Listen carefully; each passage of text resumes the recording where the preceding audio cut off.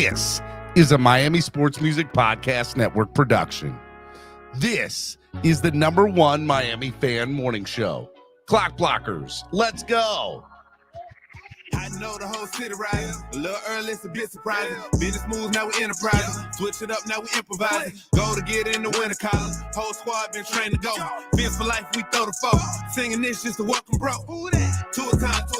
What is up, ladies and gentlemen? It is your boy, Stephen D, and this is Clock Blockers, the #1 Miami fan morning show right here on the Miami Sports Music Podcast Network. Getting a little bit of a late start today.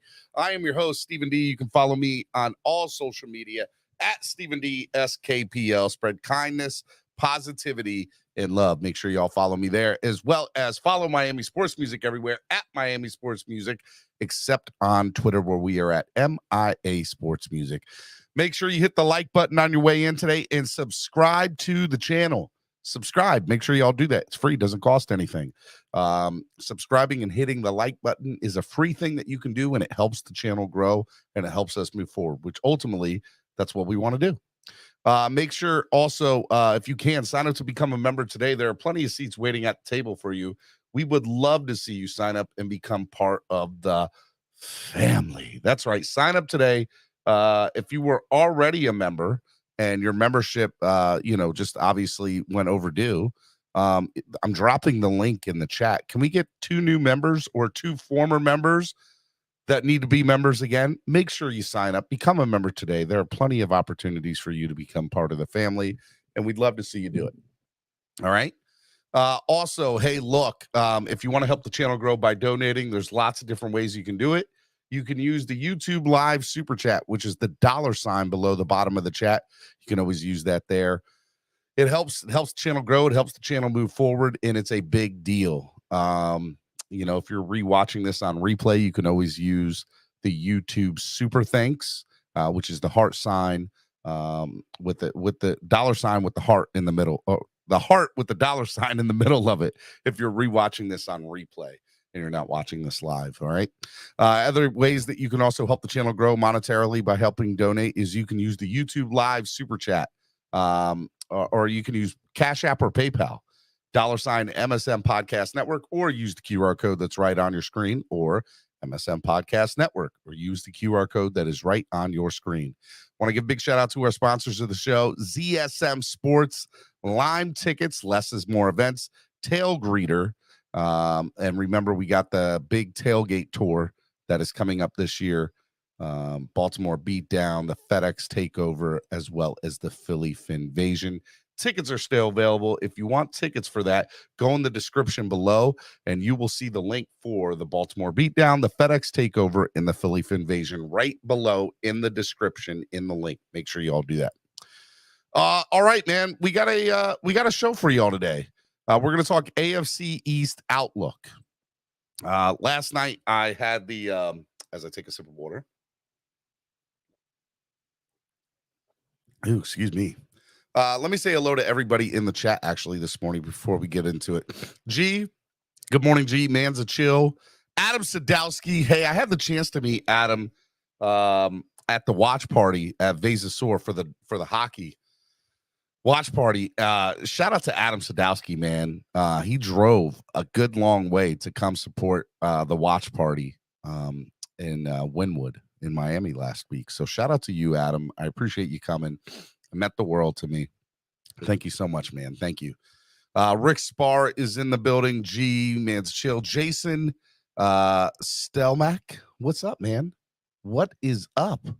Bob Young, my man Bob, always here. I love Bob. Bob's such a good guy. Cap for life. Flava J, Dolphin Winters, Dolphin Don. Manziel asked where the footage you was at when you was at the games. I'm making a video. I just haven't gotten around to getting it all done yet. Shout out to Miami Sports Music. I appreciate it, Adam.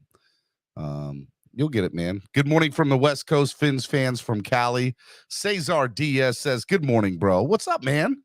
What's going on, guys? Miss y'all. NFL is lit, is in the building.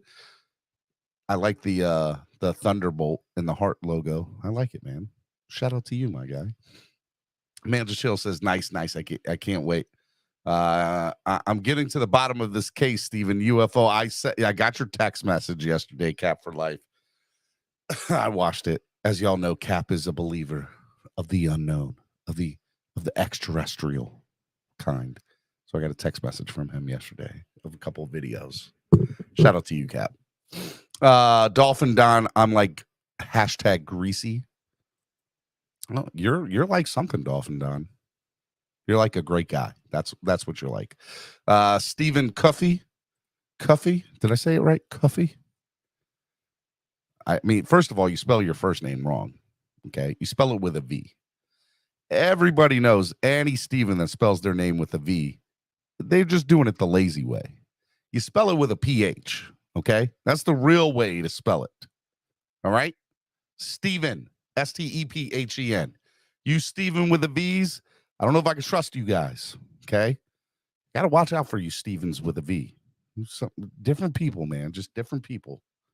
Yeah, man, I'm excited to be just here this morning, hanging out with you guys. Hit the like button. Hit it. Tap it. Steven, sorry, Android typo. I love it. G says it's 10:40 on June 15th and still no Dalvin Cook. You are correct about that. That is a factual statement, G. That is a very factual statement. All right, man. Last night I had the wonderful opportunity. TD Finn's Talk called me up. He said, hey, man, can you fill in on the AFC East Roundtable show last night? So if you guys missed the AFC East Roundtable show last night, I had the fortunate opportunity to fill in. Shout out to Dan Mitchell, Master at Work. Richie wasn't there, and I apologize. I'm trying to think of the other Jets guy that was there. He was a great guy. Enjoyed talking with him. But yeah, I was the representative for the Dolphins on the AFC East Roundtable last night, and it was a lot of fun. I had a good time. But it got me thinking about Outlook. Great job at the Roundtable show, Steven. You should have went at Master at Twerk's neck more. I should have.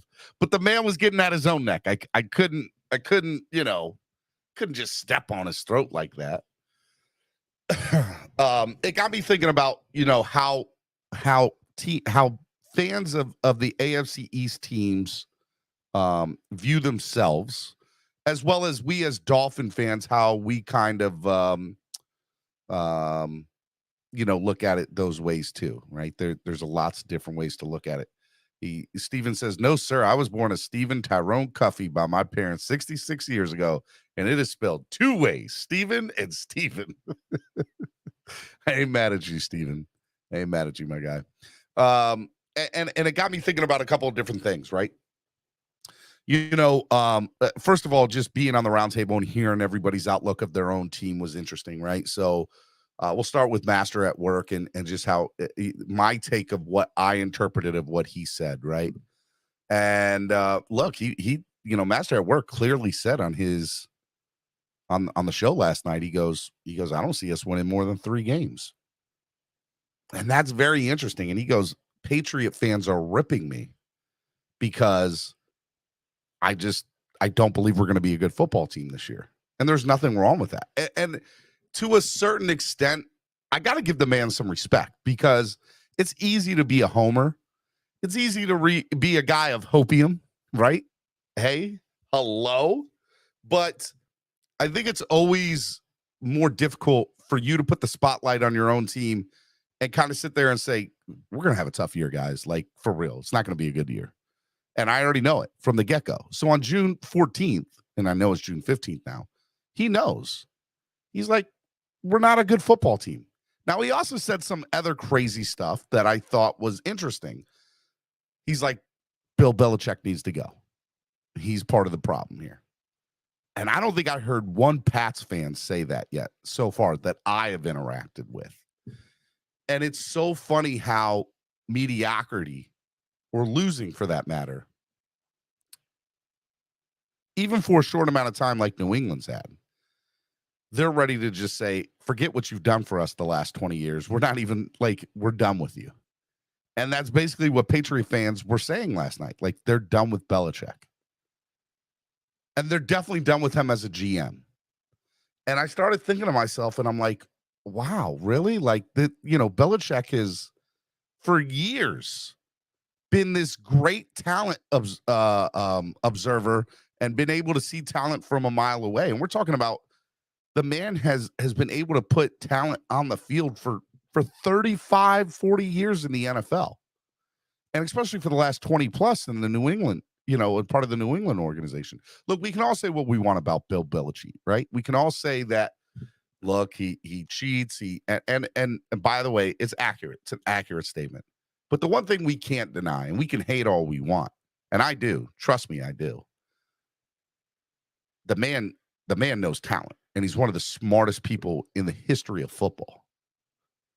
So for Patriot fans to pretty much say to Belichick, we're done with you, because they haven't had what they've had for 20 years with Brady, you got to remember a couple of things. Number one, when Brady came into the league, this was a very different league at that time, right? Drew Bledsoe was supposed to be the quarterback of that team. He goes down, insert Brady. The next 20 years are history for the Patriots. But over that 20 years, you saw the game evolve totally different to a pass-happy, quarterback-centric league. Not that it wasn't before, but let's be honest with ourselves. Troy Aikman, Dan Marino, Jim Kelly, those guys would have lasted so much longer in the NFL had the rules been catered more to the quarterback as they were during Brady's career. And I say all that to say, like, I'm not saying that Brady went to 11 Super Bowls, won 7 of them. I get the talent that he has, and I'm not going to sit here and put him down. But what I will say is, to think that you can have long-standing success as a franchise without one of the best quarterbacks in the game and expect to replace some of the best quarterbacks. You got to remember, we had Dan Marino, and we're still looking for the one, quote unquote. Now, we all hope that Tua's that guy, and some of us think Tua is that guy. But the reality of the situation is we've had, 28 different starting quarterbacks post Dan Marino? They've had Mac Jones. Now, they've had other inserts, but Mac Jones has been the starter pretty much since Brady left. And they're ready to wave the white flag. Are you kidding me, Patriots fans? You guys haven't seen enough mediocrity. You haven't seen enough losing to be like, get this guy out of here. He needs to go. Especially with all the positivity and all the championships that you won as a direct result of Belichick. So I thought it was very interesting last night that Master at Work and some other Patriot fans that were in the chat, and a good portion of them for that matter, were like, yeah, we're done. We're done with Belichick. He needs to go. And especially as a GM more than a head coach. And I just thought that's weird because, one of the things that Master at Work said is, well, he hasn't had a Pro Bowler since 2013. I don't think he cares about that. Belichick, here's the one thing that's always impressed me about Belichick, right? Guys will come up for their next contract after they get drafted. So they play, 4 or 5 years with him. They become starters. They become every down starters. Really great talent, right? So they become starters. They look really good. And then all of a sudden, right, they come up for contract and they're asking for this insanely god amount of money. And Belichick's like, nope, we got the next person on the roster already. You go to Cleveland, go to Arizona. We don't care. If you want to go get the contract, go somewhere else. We're done with you. And like clockwork, every time that's been the case for him. So I've always thought it was really interesting that, looking at Belichick, that to me, he's always been a very astute observer of talent, especially in later rounds, especially with undrafted free agents. And I think that Patriot fans are taking him for granted by making the pure statement of, Belichick needs to go. The only reason he's still here is he's trying. Look, I agree. The only reason he's probably still coaching at this point is to try to get to Shula's record. But if Master at Work's prediction comes to fruition and they only get 3 wins this year, there's no way. There's absolutely no way that he's ever going to match Shula's record or get close to it. My personal opinion is they get 5 to 7 wins this year. I think they'll have more wins than Master at Work does, which is crazy to me. Absolutely crazy. So I just think that, the outlook of Patriot fans, look, you haven't lost enough in recent history. You haven't seen mediocrity at its best in recent history to feel that way, to have that outlook. And it's always funny to me because, look, I mean, we haven't even won a playoff game since 2000.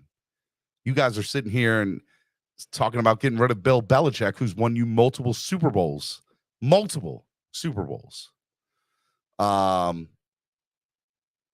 So for me, it's very interesting to see the outlook of New England Patriot fans. What do you guys think about Master at Work's Q, or just Patriot fans in general? I see Scarborough 305 says, bro, they not getting 3 wins. They gonna have more than 7. Look, I'm telling you, Master at Work says 3. I said 5 to 7 wins is more likely. And so if I have a more positive outlook on, because look, I feel like alone Belichick in the way he is, that's good for at least 5 wins on any NFL team. Forget the talent on the field. Just pure Belichick gets you 5 wins because he's going to figure out a way to win at least 5 games. Good, bad, or indifferent. Irving Figueroa says, I think Belichick is still coaching because he wants to prove he can win without Brady and, of course, breaking Shula's all-time head coaching record. I would agree with that. 100%. And it's just interesting to see how that is. Now, the other thing that I find very amusing, though, is that fans, look, I understand Master at Work brings a lot of his stuff on himself. But to have that kind of a take, which I think is an okay take to have. Like, if the Dolphins were a bad football team, in my opinion, I think I would sit here and call it out. I've only been doing the show 3 years, and all 3 years there's been a positive outlook for the most part about the Dolphins and how they looked and how they're going to be. This is going into my 3rd year during the show. So for me, I mean, I don't think I've seen, at least during the show, that I've seen enough to be like, oh, man, I haven't seen the Dolphins in such a bad way to be like, oh, man, they suck. They're going to suck, and that's how it's going to be. No, there's always that positive outlook. But I have had moments as a Dolphins fan where I've been like, the team's going to suck this year. I know they're going to suck this year, and they end up sucking that year. I've had pure thoughts of that, many thoughts of that over the last 20 years. I don't have that now because I believe that the Dolphins have probably, arguably, debatably the best roster in the NFL. I think they're, in my opinion, they're the team to beat in the AFC East because I think that Buffalo's regressing, and I think that, the Jets are, playing with fool's gold, and that's how I see about it. But I'll go into the other teams here in a minute. But that's my thought of Belichick and the New England Patriots. Walt Dog 1234 says Pats will not have more than 7 wins. Miami will go 13-4, losses to KC, Dallas, Jets, and be more. Jets will have 9 wins max. Last seed in the playoffs. Buffalo and New England will fight for 3rd and 4th. I hate the Patriots, but their defense will win them at least 4 to 5 games. I mean, look, I'm not mad at you on that. What's up, Finn Evil? What's up, my guy? What's up, Matt? My guy, Matt's the man. Love Matt. What's up, man? Irving, Belichick's problems like Flores after Brady can never put a competent offensive product on the field. That's fair. Lewis says cap. That's cap. My bad. All right. So that's my view of the New England Patriots. Whether you see it that way or not, I'm interested to know that. Now, let's get into what you believe will happen from the standpoint of the Miami Dolphins moving forward. All right. Against the rest of the AFC East. So last night, again, I did the AFC East roundtable, and I heard everybody's perspective. So let's go to the Jets. Last night, it wasn't Richie. If anybody knows who the Jets guy was in the AFC East roundtable last night, I think he's from like Jets 24/7, I think. Cannot think of his name off the top of my head, and I apologize for that. But look, basically Jet fans are hyped. They are, I think they're high on their own supply, is the best way for me to put it, how Jet fans feel right now. Jet fans for years have been the definition of mediocrity at best. They have, in every way, shape, and form, been the perennial losers of the AFC East. And they the fact that they got to 2 AFC championship games with Mark Sanchez as their quarterback, to me, is the funniest thing in the world, right? Because I don't think Mark Sanchez was anything to write home about. But neither here or there. I look at the New York Jets and I look at their fans, and every year, knowing that their team sucks, this is the year. We're going to do it this year. We're finally going to do it this year. They haven't had a good quarterback since Joe Namath. Let's be honest. And the best quarterback they had was Mark Sanchez in the last 20-something years. Chad Pennington couldn't even get him as far as Mark Sanchez did. And we all love Chad Pennington as Dolphins fans, but let's be honest about ourselves. Jets are the Jets, and they will find a way to jet it up. I look at what they did with the whole Aaron Rodgers situation. That last night they were like, well, Aaron wanted to come to New York. No, Aaron's only option was come to New York. There were other decent options out there, but the one that made the most sense for him was, well, the Green Bay Packers they don't want me. And everybody else really isn't going to be able to give me what I want. The only other team that would have made remotely close sense, there's 2 teams that would have made sense for Aaron Rodgers. 2 other teams. The Miami Dolphins, and we weren't going after him because we have Tua. And the Vegas Raiders. And Vegas has nothing. But Vegas was the only other place that I was like, man, Aaron could end up there. But the New York Jets had to put the biggest offer on the table to the Packers. They put the biggest contract on the offer to an aging quarterback who potentially is on the downside of his career. One of the things that was said last night in the AFC East roundtable that I 100% believe is,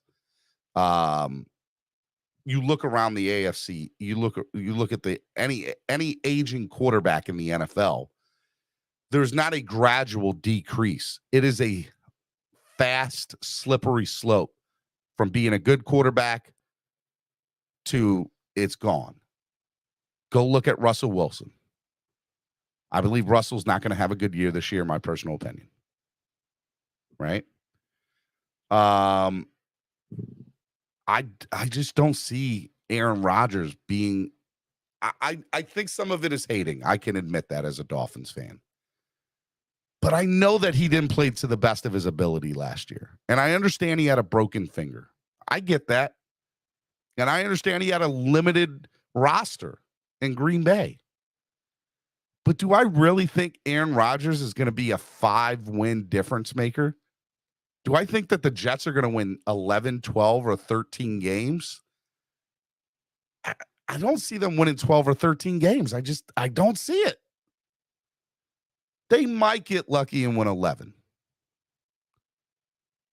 But I just think the Jets will find a way to jet it up. You're talking about a quarterback that said, quote, end quote, I was 95% ready to retire. And the only reason he came back was to spite Green Bay because they didn't want him. The man went into darkness retreat. He was ready to retire. And then all of a sudden, when he came out of his darkness retreat, oh, yeah, we no longer want you. Well, I didn't say anything to you guys yet, and you told me I'd have a chance to figure out what I wanted to do till after. So,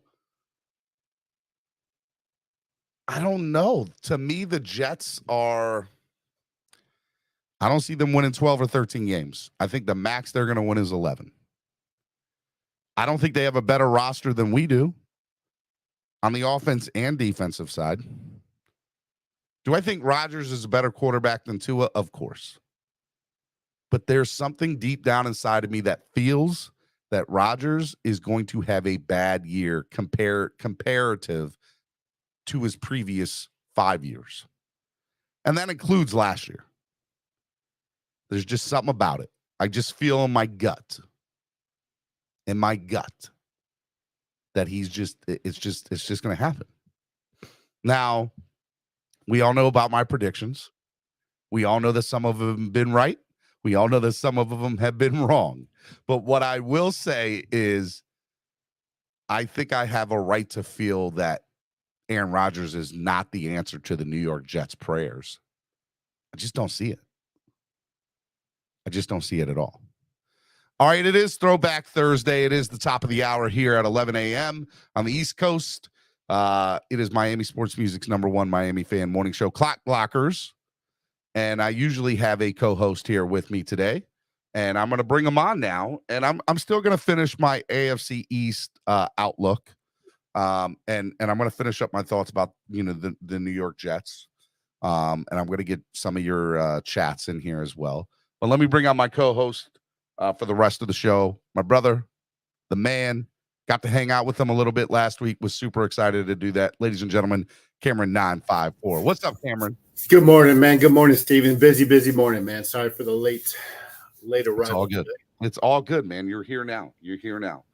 So I told people last night, I had the fortunate opportunity to be the Miami Dolphins representative on the AFC East Roundtable show.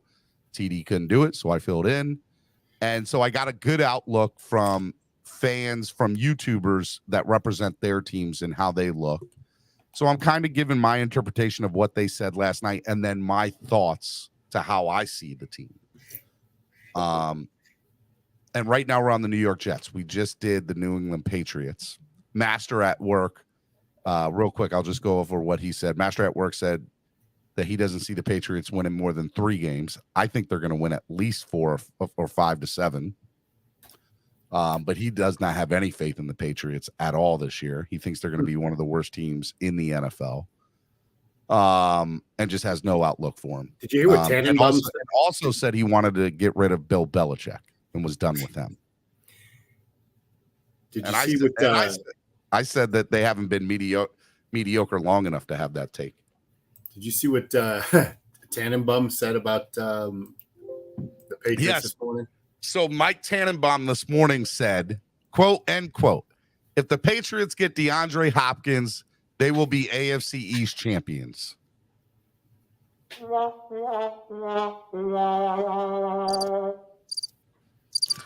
I just, that's crazy to me.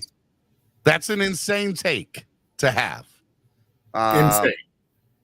I mean, there's a reason he's not a GM in the NFL anymore because the stuff that comes out of his mouth is absolutely asinine. But neither here or there. That was the take about that. And then I know you caught the tail end of the New York Jets rant that I had. Look, the New York Jets guy that was up there, it wasn't Richie, but it was another Jets representative. And, he pretty much said what I think most Jet fans are, man. They're drinking the Kool-Aid off of Aaron Rodgers. They think that they think they're Super Bowl contenders. And there's something deep down inside of me that says I don't see it. I don't think Aaron Rodgers is the answer to their prayers. But didn't we say, like we talked about this a couple weeks ago, What the Jets finished with 7 wins. Yes. So Aaron Rodgers is probably good for 3 wins, right? So that's 10. Okay. They think they're going to win 12 or 13 games. They think they're going to be not only AFC East champions, but one of the best teams in the AFC East or in the AFC, period. Listen, I don't see them having a better record than the Dolphins. Me neither. And the Bills, you know, like we haven't got to the Bills yet. We haven't got to the Bills. We're going to get to the Bills. But as far as the Jets are concerned, I don't see why that. I mean, Jet fans, I think, are high on their own supply, is what I said. I think that it's a 10 to possibly 11 win team, right? Yes. Especially with the evolution of the Jets defense, which is really good. Mm-hmm. You've got all the pieces there for the Jets. I think it's just early in their lifetime, right? In their window, right? I think that the Dolphins are clearly in a win now. Like, this is a make or break year for the Dolphins. They have to win it, go pretty deep this year for a myriad of reasons. And I think they will. But to say the Jets are going to win the division and possibly the Super Bowl, I think is just pipe dream. What, as far as Aaron Rodgers is concerned, do you think Aaron Rodgers is the answer to their prayers? Well, he is somebody who brings credibility to the quarterback room, stability to the team, leadership. He's been there, done that, right? Like, so you don't have happy feet Zach Wilson back there, you know, throwing up prayers. You've got a quarterback who's a master of his playbook, regardless of where he is. And he's going to, you know, he's seen all the scenarios in front of him, all the defenses, and he knows how to pick them apart. I think where Aaron Rodgers, in my opinion, falters is because of his age and because of, you know, just his regressing abilities on the field. But he is still light years above Zach Wilson. Yeah, look, in my opinion, if you're asking me who the best quarterback was for the New York Jets post Broadway Joe, I would have said 2 people, and that would have been Mark Sanchez and Chad Pennington. And that's sad because Pennington never got deep into the playoffs with the Jets, and Mark Sanchez was a horrible quarterback, but he still made it to 2 AFC East championship games. Now, it was because of that New York Jets defense, let's be honest, but he still made it to 2 AFC East championship games. Correct me if I'm wrong. Didn't Vinny Testaverde take the Jets to the playoffs? Yeah, but that was at the end of his career. And I don't know if they won a game in there. If they did, it would have been one. Here, I got to look this up, but you're right. Like, so he's probably the best quarterback the Jets have had since. Yeah. So, I mean, look, hands down, Rodgers is the best quarterback that the Jets have had post Broadway Joe. And I don't even think it's close. Okay. But I'll say 2 things. One of the things that was said on the AFC East show last night was when quarterbacks take a step back and football, when their abilities go down, it's not a gradual process. It's they're good and competitive, and then the next day they're just a bad quarterback, and they've lost whatever it is that they've had. There's no in between. There's no gradual process to this. And I would agree with that. I would say 95% of the quarterbacks in the history of the NFL, when they fall off, it's a quick thing. It's not something that is progressive. It just happens. They forgot about Favre. Brett Favre lost to Chad Pennington and the Miami Dolphins the year he played for the Jets. No, thank you. And going back to Vinny, Vinny played 7 seasons, 8 really, but 7 consecutive seasons with the Jets. Okay, and how many times? At 12-1 and 9-7 and 10-6 years, all 3 playoffs. And what did they do in the playoffs? I don't know. I don't know that yet, but still. Kurt, I see you say Montana slowly went down. Montana still made it to deep into the playoffs with the Chiefs the 2 years he played with the Chiefs at the end. Let's be honest. A bad Joe Montana was still better than most of the league. Joe Montana, Tom Brady, exceptions to the rule. I said 95% of quarterbacks in the history of the NFL. It is not a gradual thing. When they fall off, they roll down that hill, and it's not even close. Okay? So I don't know if Aaron Rodgers is that guy. Raphael Courtnight says Favre also took the Vikings far as well. Favre wanted to go to the Vikings in the first place. He never wanted to play for the Jets. And the same thing here. That's what y'all are making my point for me. Favre did take the Vikings. Yes, that is true. But for y'all to sit here and think that Aaron Rodgers wanted to go to New York. Aaron Rodgers' only option was to go to New York. That was it. He could have went to the Raiders, but they suck more than the Jets do right now. Their outlook is even worse. Yeah, and Cap for Life is right. 1998, Vinny Testaverde was in the AFC Championship game against the Broncos, where he lost. The Jets? Elway. Yeah, with the Jets. Okay, so all right, I stand corrected maybe. So then what does it go? Does it go Mark Sanchez 1, Vinny Testaverde 2, Chad Pennington 3? No, Vinny first. Because Mark never won. Mark Sanchez went to 2 AFC Championship games with the Jets. 2. Then Mark first. Regardless, we're still talking about the Jets, right? We're still talking about mediocrity at its finest. Well, look, it's farther than the Dolphins have gotten since 1992 or 1993. Well, I was about to say that you can't call the Jets mediocre without saying the Dolphins have been mediocre along the same time. Hey, look, I agree. I'm not discounting or saying that you're wrong. So as it pertains, going back to your conversation about the Jets and this year, what Favre brings to the table. You mean Rodgers? Favre. I get that confused too. Don't worry about it. It's a 10 to 11 win season. I mean, I probably expect them to make the playoffs. And I think they'll make the playoffs. I wonder if they'll make the playoffs. So think about that. 3 teams from the AFC East are going to make the playoffs. Well, we'll get into the Bills here in a second, but I think it's possible that 3 teams make it to the playoffs. Here's what I think. I think the Jets are the second best team in the AFC East. Second, you think they're better than Buffalo? Second or third? Huh? You think they're better than Buffalo? Well, I guess should we just go into Buffalo and then go back and talk about the Jets and the Bills after that? All right. So Dan Mitchell was the representative last night in the AFC East roundtable. When he did his spiel, he was very, he's excited. He thinks the team, I think that they're still living off the hype of the last 3 postseasons. But I asked a question to him because we had this conversation, I think, yesterday on our show. And I said, look, I think there's some turmoil that's going on in the front office in Buffalo. And I asked him about this. And he said, you know what? Do I think that it's a huge red flag now? No. But do I think that there's smoke to this fire? And he goes, yeah, I think there's something there.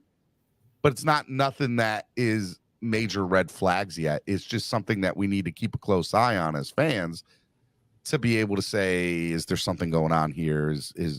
Look, I think Buffalo fans are still living off the hype of 3 years ago, but let's be honest about a few things. Number one, Leslie Frazier is not there no more. And I think Leslie Frazier was a big factor of why that team has been successful for the last few years. I guess Sean McDermott's a decent coach. I understand that. But when Sean McDermott comes out 72 hours ago and says, oh, snap, my number 1 player, my star player, Stephon Diggs, isn't here, and I'm quote unquote worried. I'm very worried about him. Then he comes back the next day, Stephon, and he's smiling and everything's good. There is more to than meets the eye. And now all of a sudden things are great in 24 hours later. But 24 hours earlier, you were worried about him and everything. I don't know what's up with Sean McDermott. What I will say is I think there's turmoil that's going on in the front office of the Buffalo Bills. I think the players see that. I think players are having some problems with people on the coaching staff. And Dolphins, more than any team in the history of the NFL, especially in the last 10, 15 years, we understand what off the field and front office things can do to a team, how it can be a detriment to a team, despite all the talent that you can have on a team. I don't know. I'm starting to think that Buffalo, their window's closed. I think they had their shot the last 3 years. They couldn't do it. They couldn't win. They couldn't beat Kansas City. They couldn't do it. And so I don't know how Buffalo. A couple things. Number one, the AFC East is 10 times harder than what it was the last 3 years. It's not like Buffalo just has to compete with us. They got to compete with the Jets. And let's be honest, even crap teams in your division can still beat you because division games are just different. So even the Patriots are going to play us better than they would whoever else because they know our personnel. They know how we run our offense. They know all this. Same thing with, them playing the Bills or the Jets. So I'm going to say that I think Buffalo's on the downward. If I was, somebody who was purchasing stock and I had stock of Buffalo, I'd be sell, sell, sell. I would not be buying. And I think that if Stephon really does have an issue with them and it wasn't handled properly last year, I don't know what makes me think that they're going to handle it better this year in a more competitive AFC, a more like they have a tough schedule just like we do. They're playing some of the same teams that we're playing. So I don't know. I think Buffalo's going to be in the NFL. I want to say, and this is going to be, this is way too early for me to feel like this. So put a caveat on this. But I don't know if the Bills make the playoffs this year. I really don't. There's something inside of me that feels that way. So let me ask you this. So you just outlined some reasons behind your theory, which I don't disagree with. I don't know if I'm fully in a sell mode on the Bills, maybe a hold. If we're talking stock I'm not buying stock, that's for sure. Yeah, we're talking stock terms, I think they're a hold. Has Josh Allen reached his peak? I mean, he's in year what, 6? Yeah, 7? Year 6 or 7. Is the Josh Allen we've seen the past year, 2 years? Is that his plateau? Yeah, 100%. That I don't think we will see a better Josh Allen.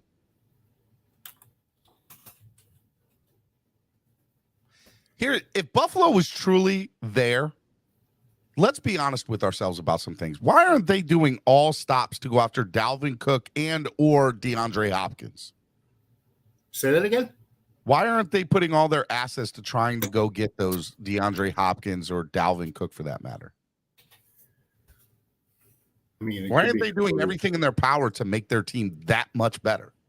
They have. I mean, they've signed a new running back a new middle linebacker. They've added some parts. Didn't they sign what's the defensive line, the edge guy that played for the Lloyd Chargers last year and the Bears the year before? I know who you're talking about. I can't think of his name off the top of my head. I mean, it's not like they've taken major parts away from that team.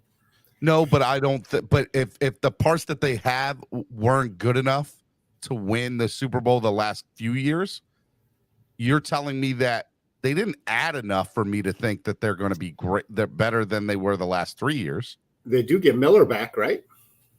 Okay, an aging player on the downside of his career. Ooh, I disagree with that. That guy. He's a top 5. Let me ask you: if they start the season 2-5, Von Miller's going to ask for a trade. No.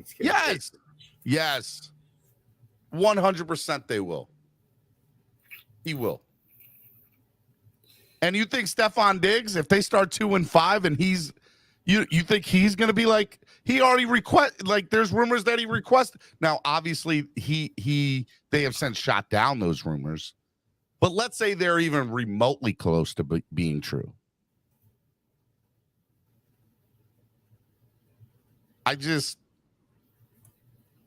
If they don't win football games in the first half of the season, I'll say this. Cap for Life made a good point about this, being a non-issue with Stephon Diggs. Going back to your distraction point, good teams make these issues go away. That's true.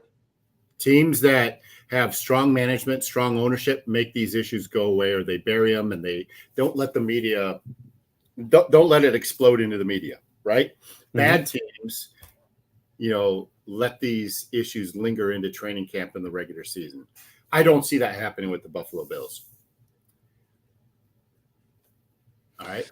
Yeah, I mean, look, I think Buffalo when there's enough of the last 3 years for you to say, oh well, they can overcome all these little small things. You're not wrong about that.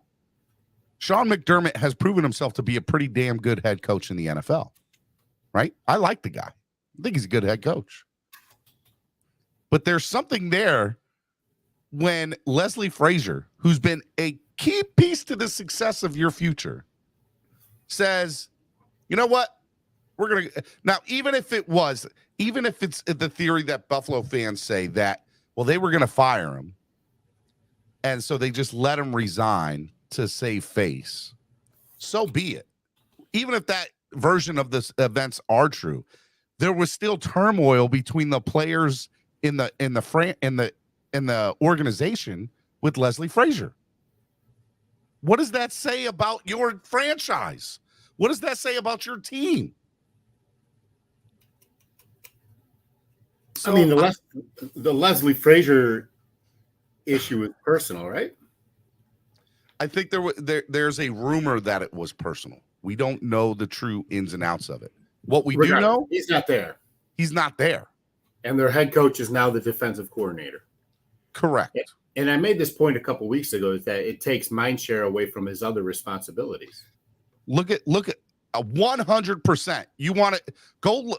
Let's look last year at the Miami Dolphins and Mike McDaniel.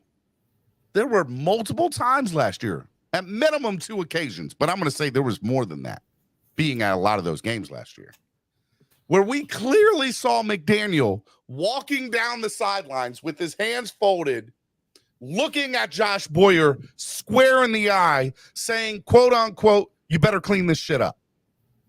You better clean this mess up. You got to do better. When a head coach has to worry about other things besides what they're comfortable in doing or not used to doing as a head coach, that takes away from the rest of the team and being able to make better decisions. So now Leslie Frazier's not there. Sean McDermott now is taking the defensive play calls. So what happens on the offensive side when McDermott needs to, and by the way, Brian Daboll was the offensive play caller the year before. Now he left last year. And so Ken Dorsey was there last year. But they all said but Bills fans clearly said, I don't know if Dorsey is as good as we made him out to be. What do the stats say? From 2022 to 2021?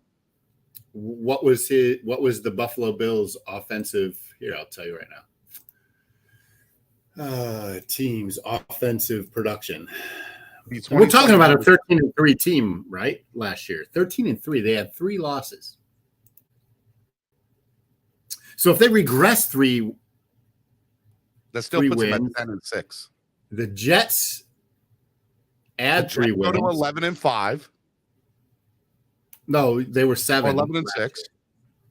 So 10-7. They're both 10-7. I still think the Dolphins are the best team in the AFC East. And I'm trying not to be a homer on it. That's how I feel. I look at the Buffalo Bills and I say to myself, there's a lot of question marks. And there's enough red flags for me to shake my head and say, don't let that Madden curse come to fruition, ladies and gentlemen. When did Daboll leave the Bills? Last year was his first year as head coach of the Giants. Okay, so let's go back. 2020 when he was there, they were second. 2021 he was there. He was there in 20, I think was his first year, Daboll. Yep, 2020 and 2021. He was the offensive coordinator there. So they were second in offensive rank, second in offensive yards. And 2020? 2020. 2021.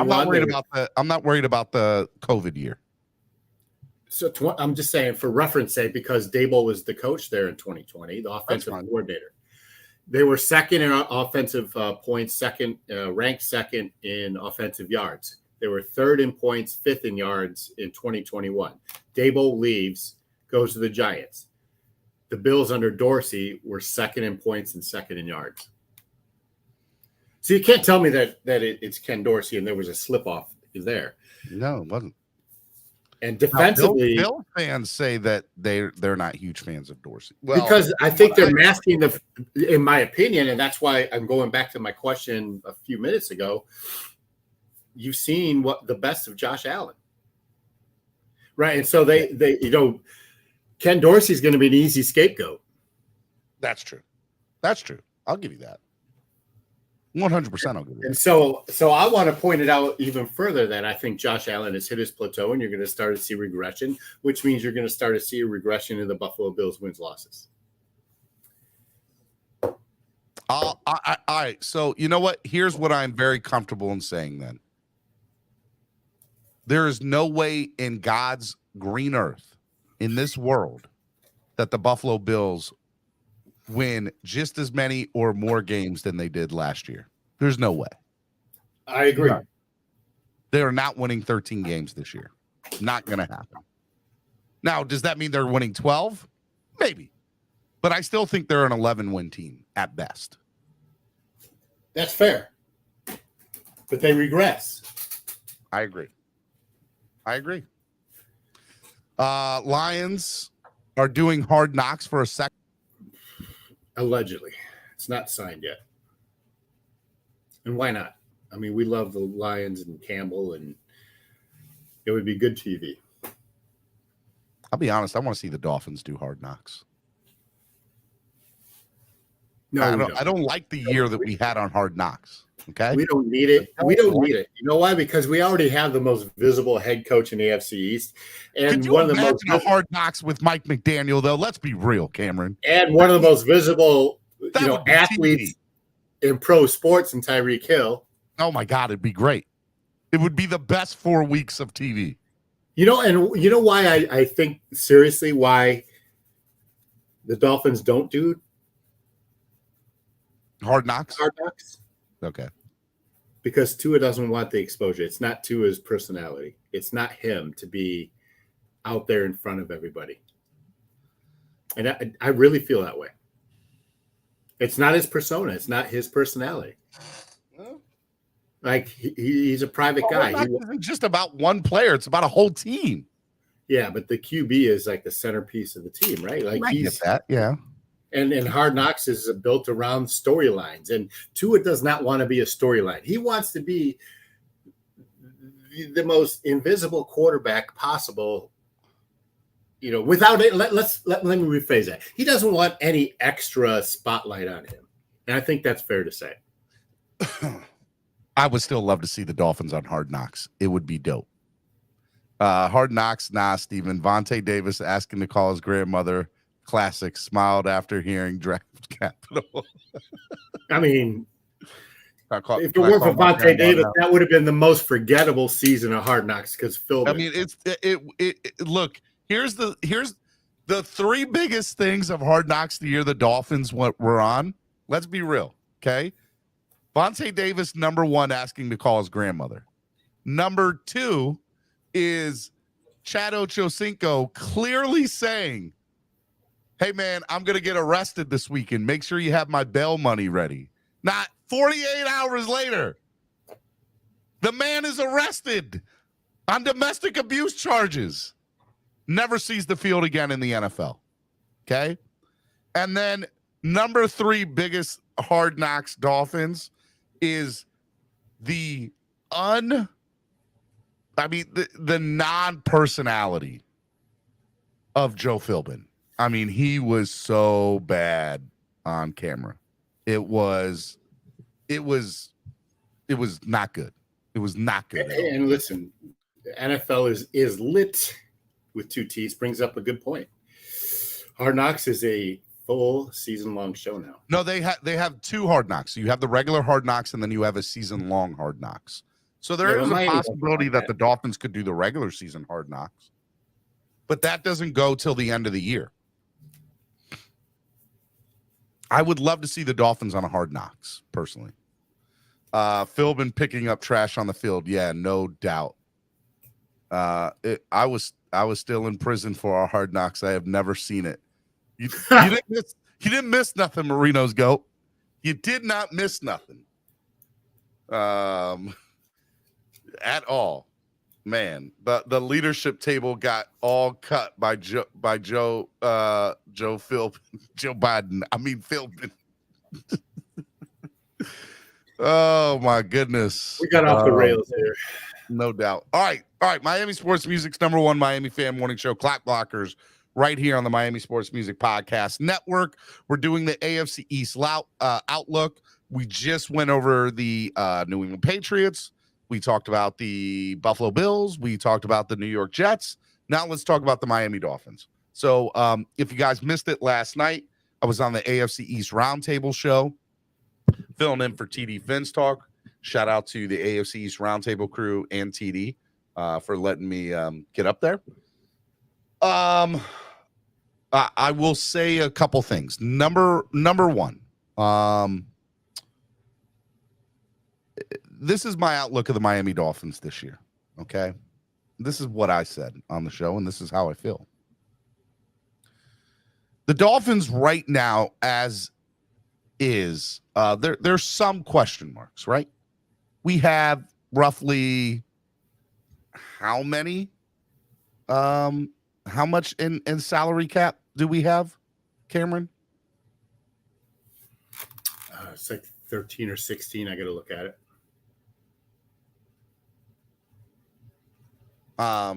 13 or 16 mil. And you have all but one player from your rookie point of view signed.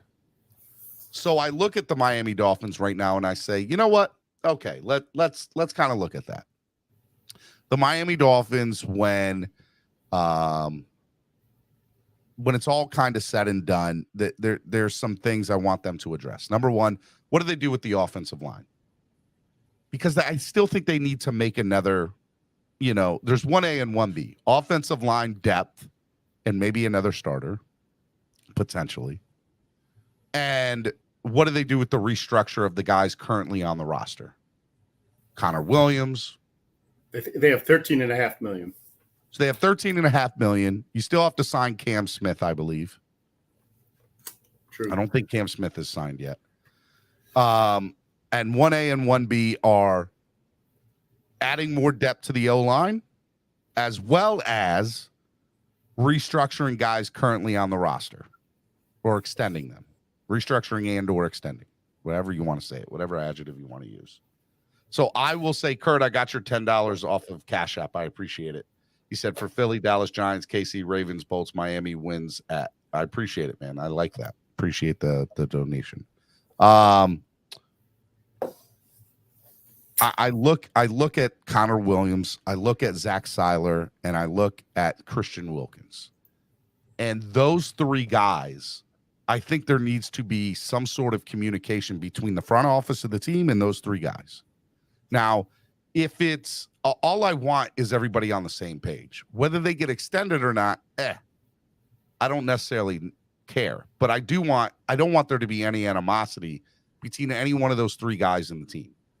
Connor Williams is currently sitting out because he realizes I'm probably the second best offensive lineman on the team, minus Teron Williams or Teron Armstead. And I'm in the last year of my deal, and I can easily leverage that to get more money. He's right. He's not wrong. He has the upper hand there. Connor Williams has the upper hand over the Miami Dolphins, and it's very rare that a player has that over a team.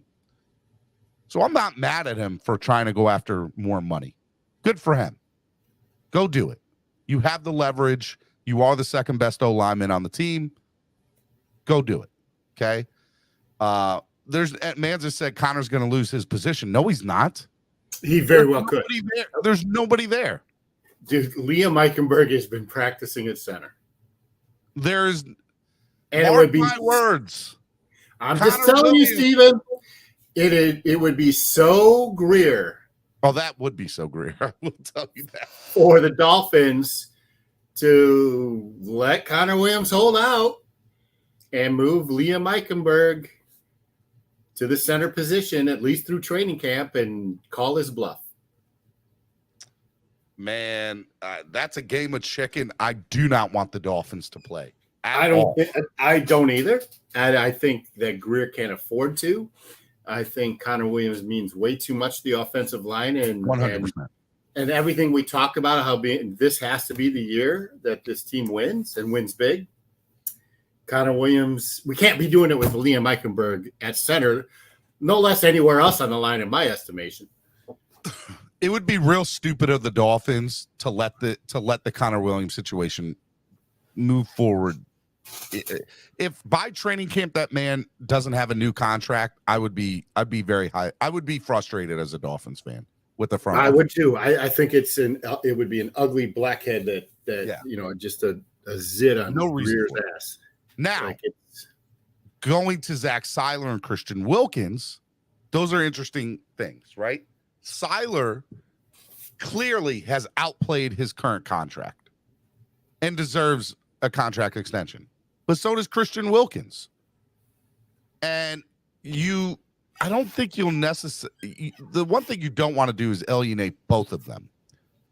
You have to clearly make an offer to one of them at minimum. And who else is in a contract year that you aren't even talking about? Tua. No, I'm talking about in that defensive line. It's Raekwon Davis. Oh, Raekwon Davis, yeah. No, you're right. You're not wrong. When three of them pay all of them. Huh? You can't pay all of them. You can't pay all of them. You're right. Here's what I'll say. I think Zach Seiler should get an extension. And I think you go to Connor Williams and you say, hey, look, this is what we want to do. We know we want you for the long term. We need to be able to I see the Dan Feeney. I've heard that too. We need to be able to, bring in guys here. This is what we're going to do. Unless it behooves the Miami Dolphins to extend Christian Williams out and give him some crazy contract with a ridiculous signing bonus and make his cap hit this year so small, which, by the way, I don't know if they can do that or not. I just don't see Christian getting the extension this offseason. So here's the thing. Clearly stated that he's not going to hold out. And you guys in the chat can correct me if I'm wrong. I think the franchise tag is $17 million, and the other tag is $23 million. For what? Christian Wilkins. Christian, yeah. If Christian gets tagged, he's going to get in the neighborhood of $18 to $21 million, I think. Maybe a little more, no less. So here's why I think that's going to happen, right? Because Greer can kick the can down the road on a long-term extension without paying. He can use money to pay somebody else, maybe Seiler. I don't think Raekwon Davis is in the long-term plans, to be honest with you. No, I don't think so either. I think Seiler and Wilkins are. I think Wilkins is, as long as they're contenders. I think Wilkins is a corner piece to this franchise long term. He was drafted. He was nurtured through the system. He's done all the things. He's good for the community. He's led the league in tackles last year. So I love Christian. I want him to be a Dolphin for life. But this is, I mean, also isn't that the type of player that you want to build a defense around? 100%.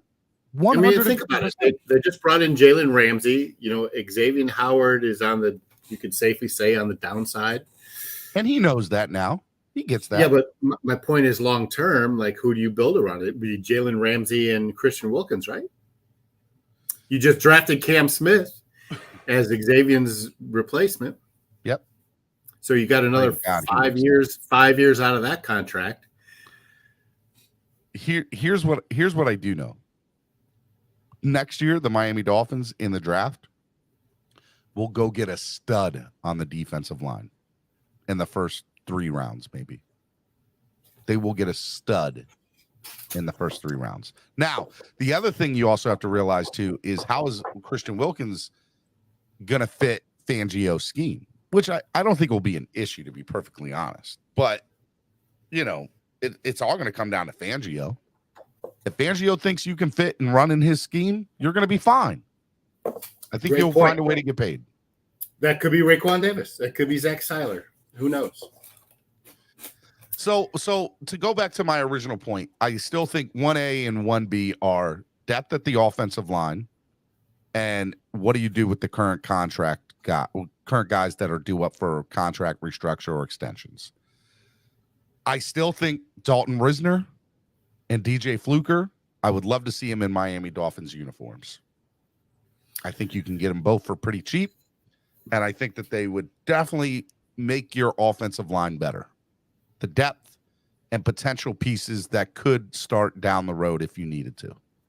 So if you got Dalton Risner and you got DJ Fluker and you brought them in, I think at that moment I'd be like, all right, let's see what this offensive line can do. I think Connor Williams will definitely get a contract extension or a restructure. And I don't know if Wilkins or Seiler do. I think Seiler actually makes more sense to extend than Wilkins does. What about Robert Hunt? I don't see anybody else really getting a contract extension or a restructure this offseason. I mean, what if it's not Austin? Excuse me, Austin Jackson gets kicked to the curb and you extend Robert Hunt. Listen, this team, Teron Armstead is not going to last forever, even if he lasts 8 games. Not lasting now. What are you talking about? The man can't last a full season anyway. My point is that then look at what you have. You've got to invest in one of these guys. Robert Hunt's that guy. In my estimation, I think it's Christian Wilkins on the defensive line and Robert Hunt on the offensive line. Connor Williams is brought in here on a trade. You probably have to re-sign him to an extension too. This offseason? I'm talking about right now. If you're serious about winning and protecting your quarterback, Connor Williams has kind of got Greer over a barrel. Now, Greer could be, like stick his foot in the sand or the line in the sand and go with Feeney or Liam Eichenberg at center. And we're back to it's stupid if that happens. But it's back to square one. Here's what I think. And this team cannot afford that. Connor will get a restructure or an extension. I'm very confident in saying that. And if it doesn't happen by the start of training camp, I will be upset as a fan. And you will hear from me. I think Robert Hunt, based on what you said, it is possible that he could get one. But I think it's more likely that he gets something next offseason. And I will say that Zach Seiler, I think, will be number 2. And Christian Wilkins is probably number 3 if it happens this offseason. I actually think it behooves them to just let Wilkins sit. He's already said he's not going to hold out. He's going to play. I think you can put him on the tag next year. He can get paid a buttload of money. I don't have any problem with how they're handling Christian Wilkins. I think they're doing it from a business standpoint, and my hope is that they're very up and honest with him about it. You got to think about it this way. Greer has gotten, 4.5 years of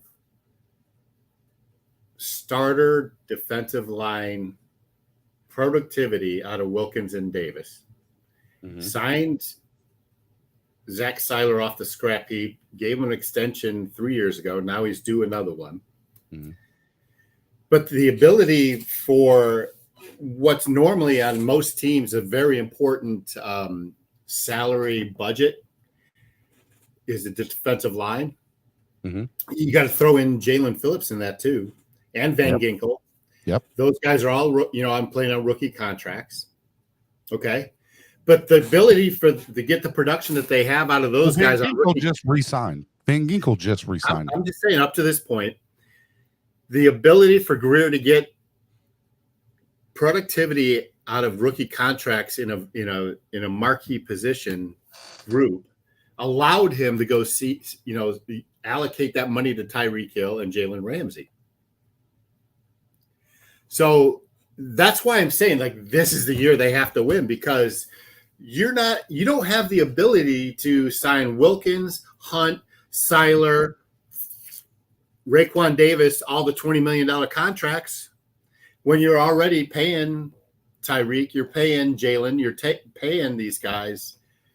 David Long you just signed, and he's guaranteed for the next 3 years. So my point is that this is win now. Greer's got to kick the can down the road on Wilkins and especially Seiler.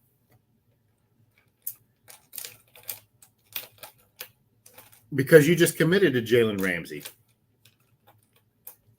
I think Wilkins is the other defensive centerpiece that you build around.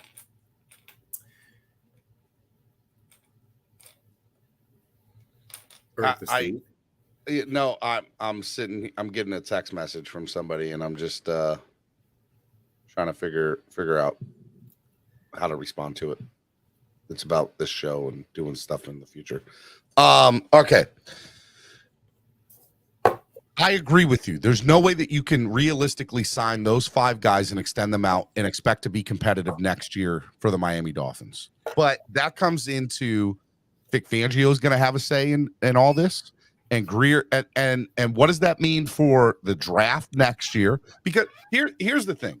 I agree with you. The Dolphins' best chance at winning a Super Bowl is probably this year from a financial standpoint.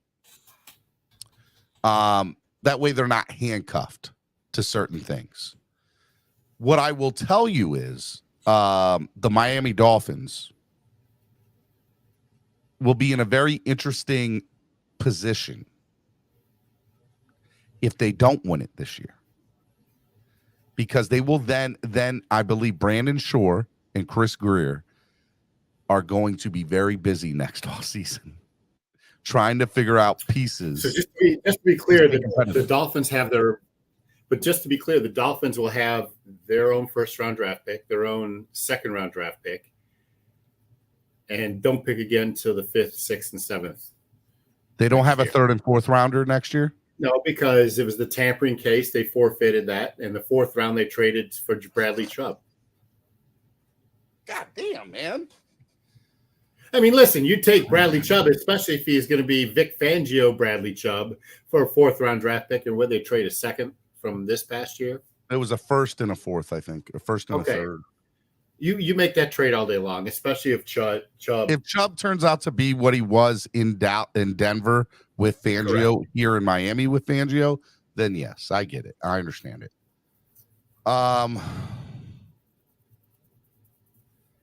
Man. All right, let me finish my purview of the Dolphins. I think that the Miami Dolphins this year I told you we've gone into great detail of what I think their offseason priority will be. Let me say something about the Dalvin Cook situation. Dalvin Cook situation is very interesting, right? He wants 10 plus mil. Dolphins don't want to give him any more than 5 mil this year. Dalvin Cook has played one game of chicken this offseason with the Minnesota Vikings, and he won. It just took longer than maybe he would have wanted. And I think that Dalvin Cook will win here. Now, will it be with the Miami Dolphins? I don't know. What I will tell you is there's a couple different ways that this running back situation amongst the NFL is going to work out.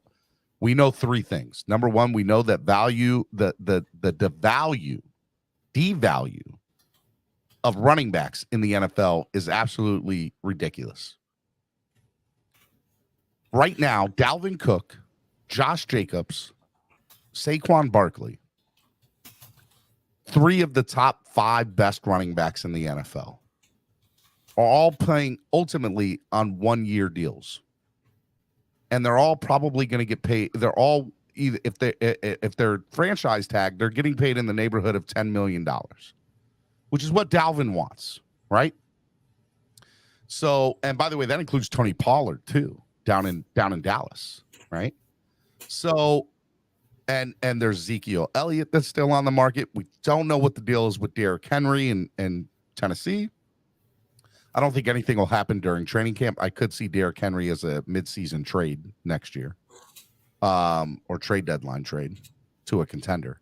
But neither here or there. What I will say is, if the running backs are smart, they have a phone conversation, they collude, and they pretty much all say the people that are on 1-year deals, the people that are franchise tagged, they say we're going to sit out. We're done with this. If all of them got together, I just want to throw this out there as a scenario. I'm not saying it's going to happen. I'm not saying it will happen. I'm just saying if the running backs want to change the value of how running backs are looked at amongst the NFL, anybody that is on the last year of their contract and or franchise tagged should sit out and basically force the hand of the NFL and basically say, you guys are going to start paying us what we're worth, or we're not going to play. You got to stop putting that cannabis on your cornflakes. But two things. Number one, that's never happened in the NFL, nor do I see it ever happening in the NFL. And if that is, and with that probably being the case more than likely, there's no way that just Saquon sitting out or Josh Jacobs just sitting out is going to make any difference. It's just not. It's not going to do it. And Dalvin is playing a game of chicken when he's not the only game in town. And that's the other problem with this too. Ezekiel Elliott, I think, was waiting to see what was going to happen with the Dalvin Cook front. You can't put those two in the same conversation. No, but what was Ezekiel Elliott's yards per rush last year? It would be split time with Tony Pollard. Right? I get that. What was his yards per rush though?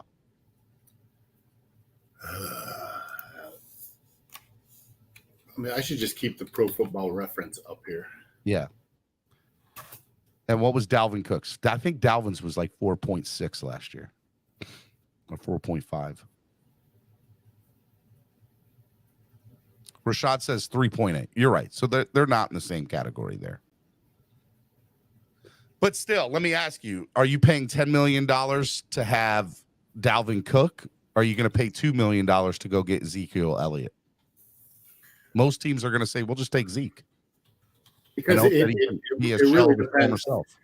But it depends on the situation, right, in your running back room and where you are as a team, right? The Dolphins really don't need another running back. Well, listen, will Dalvin Cook come in and be, probably he deserves to be the bell cow running back, right? Dalvin Cook does. And we're talking 25 to 30 touches a game.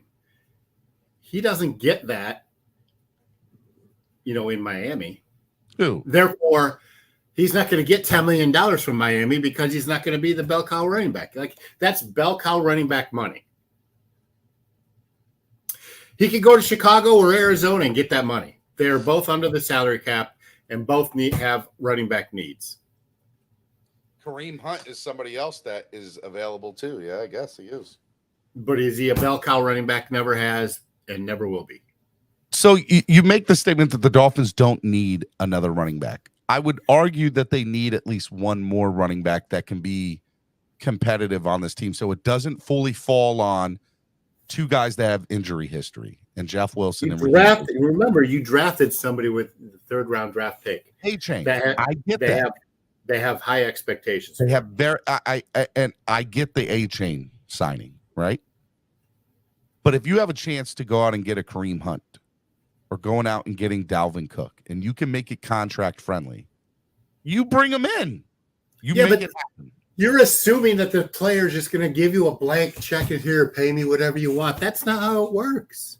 I think that's not how it works for most players. Any player, bro. No, I think there's a player here and there that's going to be like, I don't care, I'll just come. Yeah, Andre Dawson in 1987. That's about it. Leonard Fournette was on Good Morning America or Good Morning Football. Good Morning America. Good Morning Football on NFL Network. And they asked him who has the most talented roster in the NFL. And he said, quote, Miami Dolphins have the most talented roster in the NFL. Leonard Fournette, I don't think is anything what he used to be, but he still is a free agent and still wants to play in the NFL. He is a guy that would take the veteran minimum to come here and play with the Miami Dolphins without even thinking twice about it. As crazy as it sounds, that would make more sense to me than Dalvin Cook, right? Because you don't disrupt the running back room that Mike McDaniel has put together with a Dalvin Cook, somebody who needs the ball 25 to 30 times a game. Leonard Fournette is good out of the backfield, in the red zone, where the Dolphins really need somebody. They don't have a bowling ball type of running back between the tackles to kind of short line 3 yards in a cloud of dust type running back. They don't. You're not wrong there. Mostert and Wilson are both zone read running backs, off tackle running backs. Shane is smaller than both of those guys and presumably the same type of player. So do you think that A-Chain is going to get a bulk of the carries this year? I think A-Chain is going to get a bulk of touches. I like that. Whether it's passing or I think he really and listen, injuries play a big part of it, and A-Chain is a perfect draft pick as a safety net for the inevitable Wilson / Mostert injuries.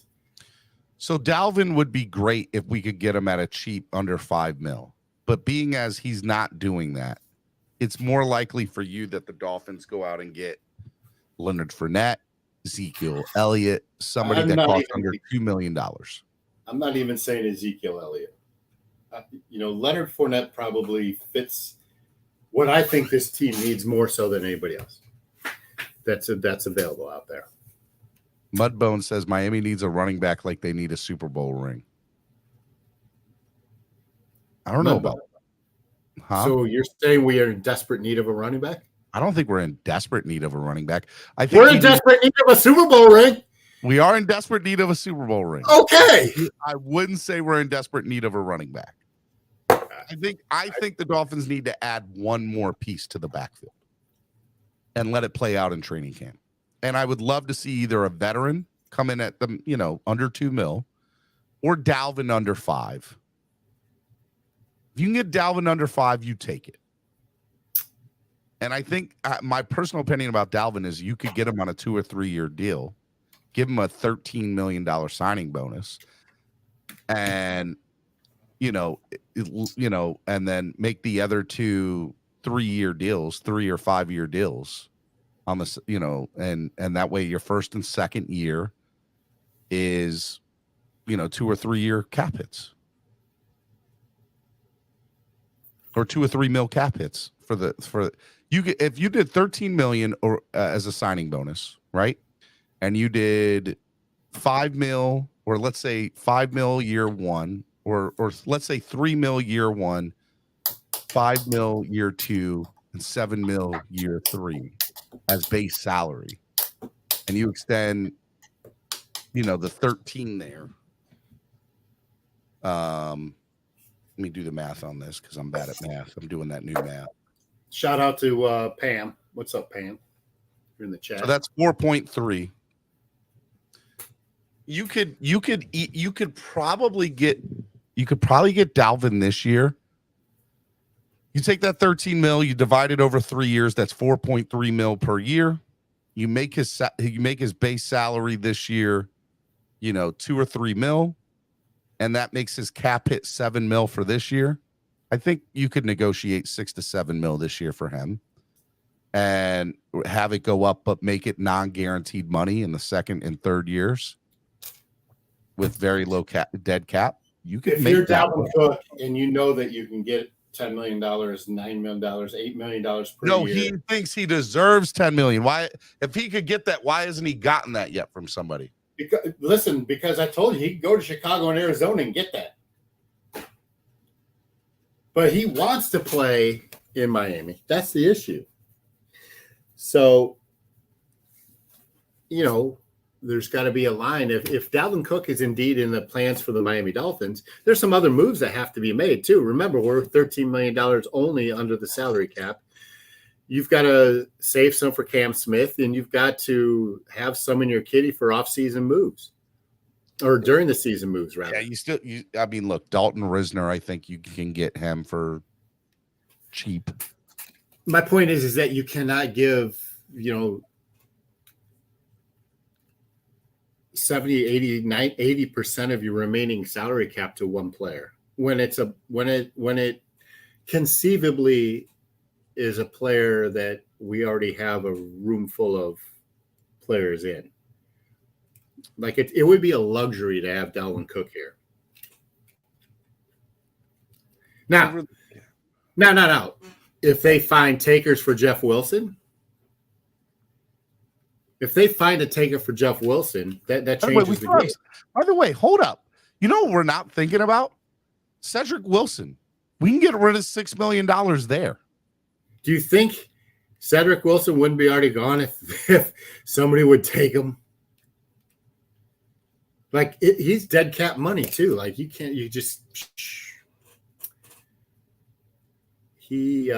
me see here.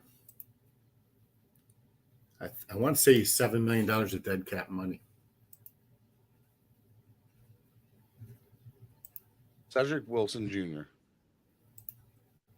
Dead cap post June 1st is $6 million. Okay. If he's cut with a cap savings of 2. If he's traded post June 1st, it's a $1 million cap hit and $7 million cap savings. And Lewis, I couldn't agree with Lewis more. We're sitting here talking about Dalvin Cook, who is a luxury, when Connor Williams, who's the 4th best center in the league last year, wants to get signed. Like, that's why I don't think Dalvin Cook is a realistic expectation for the Dolphins, because we have priorities that are much more pressing to this team's immediate success than Dalvin Cook.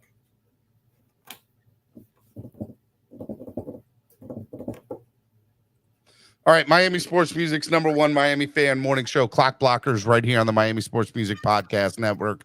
I'm going to open up the lines to take a few people one at a time before we close out the day. I know some of y'all have, views of this and want to ask questions and want Cam and I's, answers. So I'm going to drop the link in the chat. I'm going to post it pin it to the top. One at a time. One at a time. We'll have you come on and you can ask us whatever, give you your viewpoints of what you all think. Link is in the chat. Let's go. Post June 1st.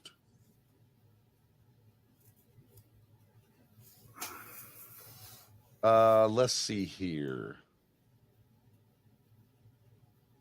Post June 1st. J.R. Black makes an interesting statement here. And and he or she says that DC's scheme for Dalvin Cook, right? Mm-hmm. And they don't scheme for Mostert or Wilson. And I'll say I disagree for two reasons. Dalvin Cook was the feature running back in Minnesota on a pass-heavy team. So DCs were forced to scheme for him because he was receiving 25, 30 touches a game. And a lot of those were out of the backfield on swing patterns. Secondly, I'll also say that DCs absolutely scheme for the zone running scheme that features Wilson and Mostert. You have to because it's a successful running scheme. And I'll tell you this, Wilson and Mostert both average over 4 yards a carry. I mean, these guys were productive in this offense. You're right. So what is Dalvin Cook going to add to that for $10 million a year? Like, it's a luxury, man. I'll give you that. He adds to this team. He makes it better. But it's a luxury. Real quick, Keon Crossan is a very interesting name. If you release him post June 1st, which we're at now, okay, you cut him. It's a $3.1 million cap savings. Very interesting. Very interesting, Keon Crossan. All right, let me bring on the first person, Pamela. Good morning, Pamela. How are you? Hey, Pam. Hey. Long time no talk. What's up, Pam? Happy summer, Pam. Oh, happy summer. Well, except for I don't know if I think summer is happy. I think it sucks. What? It's too hot. And it's officially not even summer yet.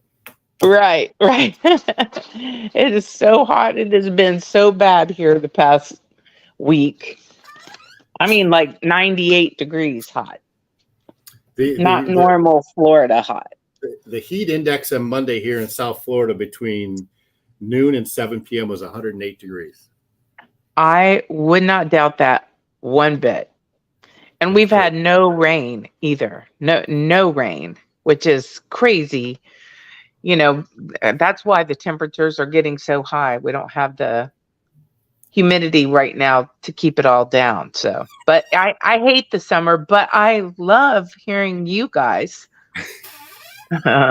We love you too, man. What do you want to talk about this morning, Pam? Well, I mean, I liked the subjects you were talking about. I liked them a lot. The Dalvin Cook thing.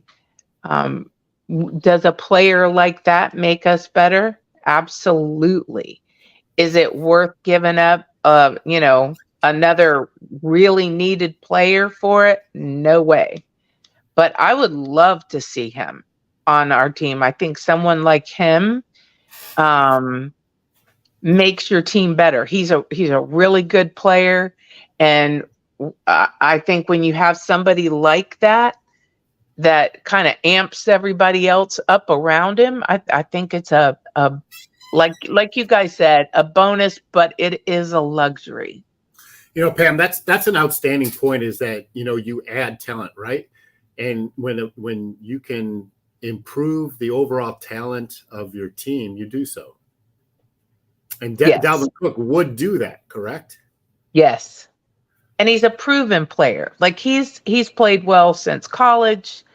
There's no real downside that I can see. He's not had, plagued with injuries and that kind of thing. And he's not like somebody was talking about Fournette.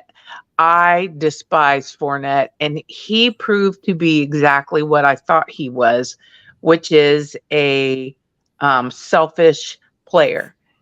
And to me, that adds poison on your team, not purpose on your team. I think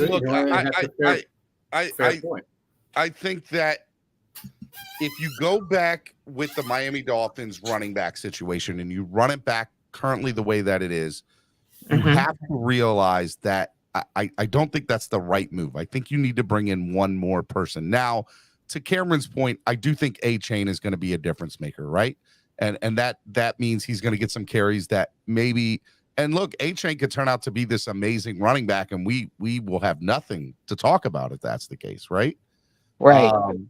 But what I will say is I think that bringing in a running back for a veteran minimum or under $2 million, somebody like Leonard Fournette, somebody like Ezekiel Elliott, I think that they could be good assets to the running back room in Miami. And a good insurance policy that, look, we know that Raheem Mostert, he gets hurt sometimes, right?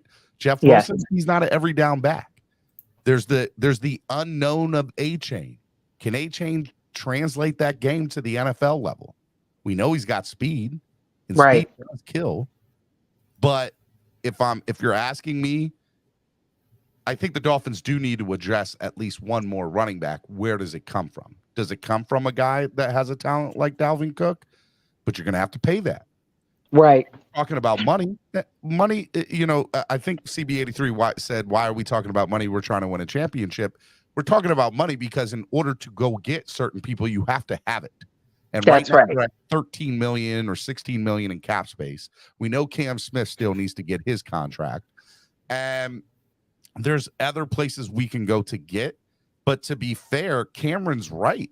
Like, I'm sitting here talking about Cedric Wilson, right? But if you can't trade him, that's irrelevant. It's an irrelevant conversation. It is. And see, the thing is, okay, you don't want to talk about money. Okay, we want a championship, so we want to spend to get it. But there are levels. You can only spend so much per the league. They don't allow you to just if this was a contest on the wallet. This is not a contest on the wallet. The only reason we're talking money is because it is a reality that we have to deal with. We have to deal with it. Correct. And I'm looking, like, I'm on Over the Cap right now, and there's three names that kind of stick out to me, right? Jerome Baker. If you trade him, you can save $8.7 million. Right. Who do you replace him with? I got you. I understand. I'm just merely looking at it from, is there anybody here that could be remotely like close, that if you trade Cedric Wilson, you trade him $7 million in savings. And see, right there's more than enough to go get Dalvin. Noah Igbenogany, $2.1 million if you trade him. Do you think they're going to do that, though? Do you think they're going to trade Noah? I mean, who wants Noah? The only person that I think would remotely want him is Minnesota. Who's going to take see, that's part of the problem. So does it really help us to trade Noah? Because are we going to be able to get anything? I'm going to be real. If we traded Noah for a 7th round draft pick to Minnesota, I would do.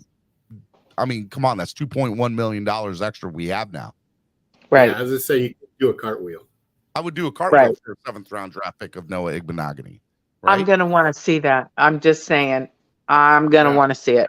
I like Alec Ingold. I think there's a place for him on the roster. I like Ingold. But Ingold was hurt last year, right? If you cut Alec Ingold this year, that's $3 million in savings.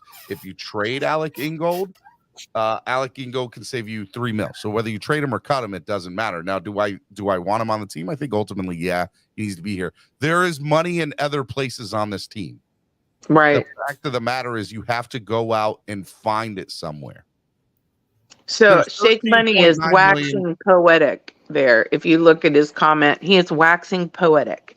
And in a way, I totally get what he's saying, but I think it depends on who you're seeking, right? Like, if you're seeking somebody like Dalvin Cook, I think the journey is well worth it and the payoff is good.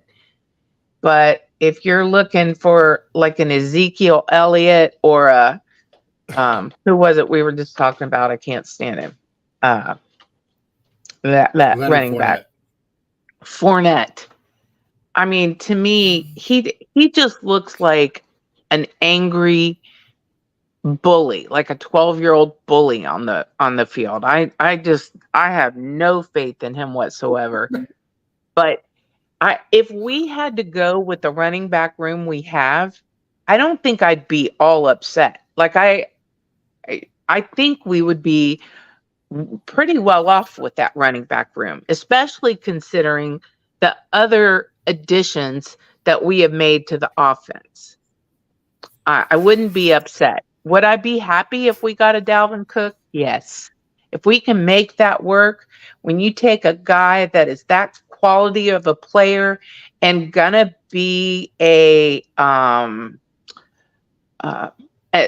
influence in that locker room of intensity and a high level of, like, what he asked for himself is a high level of play. I don't see him as somebody who doesn't care about the rest of the team. So I think that is a huge asset. We'll have to see what happens there.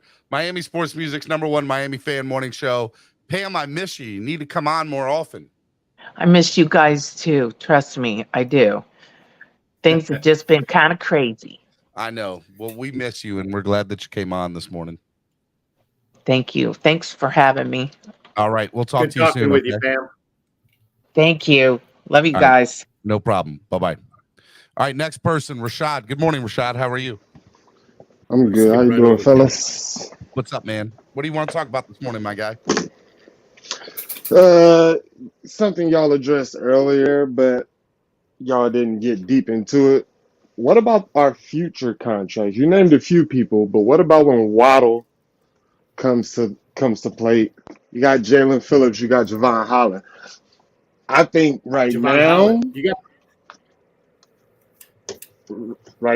might be the time to start selling before we end up. Cameron mentioned, like the Rams are doing right now. Before we get to that point, I think it's time to start selling. Not high. I'm not. What is it? Zach Seiler? I'm not giving him $10 million. That's his market value. You can press all the buttons you want to press. I'm pressing. I'm not giving. That's a crazy take. We are in a Super Bowl run. We're not selling shit. Yo. Hey, Rashad, I'll say it in a little more eloquent way. At least the Rams made it to the Super Bowl, right? Right. No. Like I said, I'm not selling high. We got to get there first. I'm not giving Zach Seiler $10 million. Nobody. That's his market value. Absolutely nobody to sell that will gain anything for the Dolphins. No, the only person that remakes. I'll tell you. Okay. There's one my wording is bad. There's one person that remotely makes sense for. Emmanuel Agba. So my wording is bad. I shouldn't say sell. I'm not adding down. I'm not adding. I'm content. We're $31 million over the cap next year. I'm content where we are. I'm not literally selling. I'm gonna test Seiler. I know I'm gonna lose. Seiler's making $2 million this season.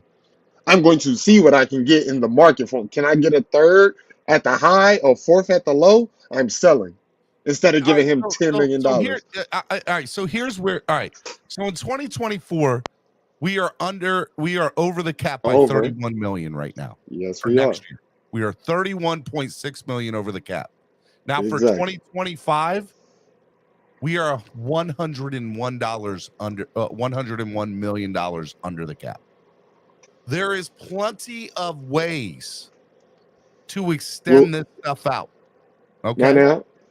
Now you say we're 101 currently. We still haven't. Okay. We still haven't signed our center. We still haven't signed our quarterback. Okay. We still haven't signed our defensive tackle, our guard, our edge. Okay. And then there's money there. Our safety. There's money there. There's money there, but 3 of those players I just named are $90 million players. That's $90 million gone right there. Phillips, Tua, and freaking what's his name? Who am I thinking of? And Wilkins. All right, so $20 million. $20 Cameron's million. right earlier. We 45. can't afford to keep everybody. Exactly. But right now, the Miami Dolphins are in win now mode. We can all agree to that. Right. I'm just saying for the players that's playing hardball. And to CB83's point in his chat of saying, why are we talking about money? We're trying to win a championship. Who cares about the money? Just pay to go get what you need. I get that too. Now, the reality of the situation is, and this is where Pam is right, is you have to make the money work because there's a salary cap. You have to. Now, when a player like Dalvin Cook, we'll just use him as an example, says, I want $10 million this year to play. You as a team can make that work through a signing bonus and extending it out to a 2 or 3 year deal. You can easily go to Dalvin and say, we're going to give you a $13 million signing bonus this year. We're going to give you a 3-year deal, and we're going to make your salary this year $1 million. Bam, there's $5 million right there. Dolphins get Dalvin Cook at $5 million, and you make 14 of it of his contract guaranteed, and the rest is if you end up playing for us. You could easily do it on a 3. What I'm telling you guys is you can make the money work. Okay, you can make the money work, but like Omar mentioned something on his Omar and Poupar show. I finally watched it since everybody told me to watch it. We can carry our cap over to the next season. That I'm here for that too. We can sign Christian Wilkins. That gives us an extra $4 million. Everybody else on the roster, stay. Zala, you want to go? Go. I will extend. You want to let Zach Seiler go, Rashad? Are you kidding me? I'm selling high on Zach Seiler. I'm selling high. Rashad, the signing bonus counts against the cap over. So if I say 13 mil over 3 years, that's $4.3 million of a cap hit this year. Right. Plus a $1 million signing bonus, that's $5.3 million. That would be Dalvin Cook's cap hit this year. Which, by the way, is exactly what they did with Jalen Ramsey and exactly what they did with Tyreek. I think Tyreek Hill's cap hit last year was his base. That's because all his money is pushed back. That's why he said he's going to play 10 years. If he played 11 years, that last year is $50-something million, which is unheard of. That's why he said, I'm just going to retire after my 10th year. This comment right here. Because we're going to cut him anyway if he decided to stay, because we're not paying him $50 What do you think they are doing? It is all about this year, dude. 100%. I don't disagree with that. So what you guys are saying is you're willing to give Zyler $10 million or extend him right now. Currently, right now. So it's funny. We talk about if pushing someone offers you a third. Hold on, I'm answering you. Okay. We talk about pushing the can down the road. The reality of the situation is two things. Number one, the salary cap every year is going to go up for the next couple of years. Mm-hmm. This new TV deal is making the salary cap go up. Point blank, it's going to. And they've said as much. I think it increased by 17 or 18 million this year, and I fully expect it to extend by 20 more million next year. So by the time 2024, 2025 hit, the salary cap, which I think right now is what total is 180, if I'm correct, somewhere in that range. I'll gladly pay you for Tuesday. I thought it was 2 something. What is it, Cam? What'd you say? I said I'll gladly pay you Tuesday for a cheeseburger today. You cannot. All right, if they're 31 million over the cap and total cap liabilities next year are 291, so that would make it what, 260, right? So 260. So Steven, Rashad brings up a great point about Jalen Waddle, right? Like Jalen Waddle's not playing next year on his rookie contract. If he comes out and do what he did last year, he's going to hold out. Well, I don't disagree with that. Like his final year is next year, and so in terms of his rookie contract, is Jalen Waddle a prime trade candidate? Knowing that you're committed through 2026 to Tyreek Hill, you drafted nobody else is committed to in that wide receiver room outside of Eazy-E and Elijah Higgins, who you just drafted. I love you guys. Are y'all sitting here talking about trading Jalen Waddle next year? Don't say you guys. Don't say you guys. Don't say you guys. This is the thing. I have to pay Jalen Waddle, so I have to start thinking about who I'm letting walk once their contract's up, who I'm trading high. And that's the point I was getting to. Can you afford Jalen Waddle and Tyreek Hill on max deals and pay Christian Someone Wilkins? has to go. Kick the can down the road for a You Super Bowl can't. championship. Okay. Steven, we're talking next year. Okay. Steven. You're completely ignoring. I know you want to keep everybody. No. Rashad, listen to me. you can't. Let's play this out. Okay. Miami Dolphins make it to the AFC Championship game this year. They lose. You're going to sit here and tell me because they're $30 million over the cap now that they're just going to wave the white flag next offseason and say, fuck it, we're going to go sell Jalen That's Waddle. not what I'm saying. You've got to I do didn't say something, that. Steven. I didn't say And I'm that. not saying I didn't say that. You do. I'm not And saying it's you called restructures and extensions. Let me ask you this. The more you restructure, the longer we keep these older players on the team So be for it. more money. That's why If Xavier it's in a Howard is Super here for Bowl $20 ring, million. who gives a shit? Listen, I agree with it. If you Okay. win, Don't you want to get off X? I just want to win a Super Bowl. Oh, okay. We lose the Super Bowl next year. We're stuck with a 30-year-old, 31-year-old X at $19 million. God forbid, knock on wood, we lose the Super Bowl next year, Rashad. They went for it. Who's like we'll be sad. That's not what I'm arguing. Disappointed, I'm not but it would ultimately be, come on, man. I'm not arguing that. That's not my argument. If someone offered you a 3rd round pick for Zach Zeiler right now versus you paying him $10 million a season annually, I'm keeping Zach Seiler. oh my you're God. not going to get a 3rd round pick. That's a steal. You're not. You might not, but hold on, I got a call. You know what? All I'll right, kick let's you out take right Cap. now. I'll keep you in the back because you're blasphemous right now. Get Cap up here. What's up, Cap?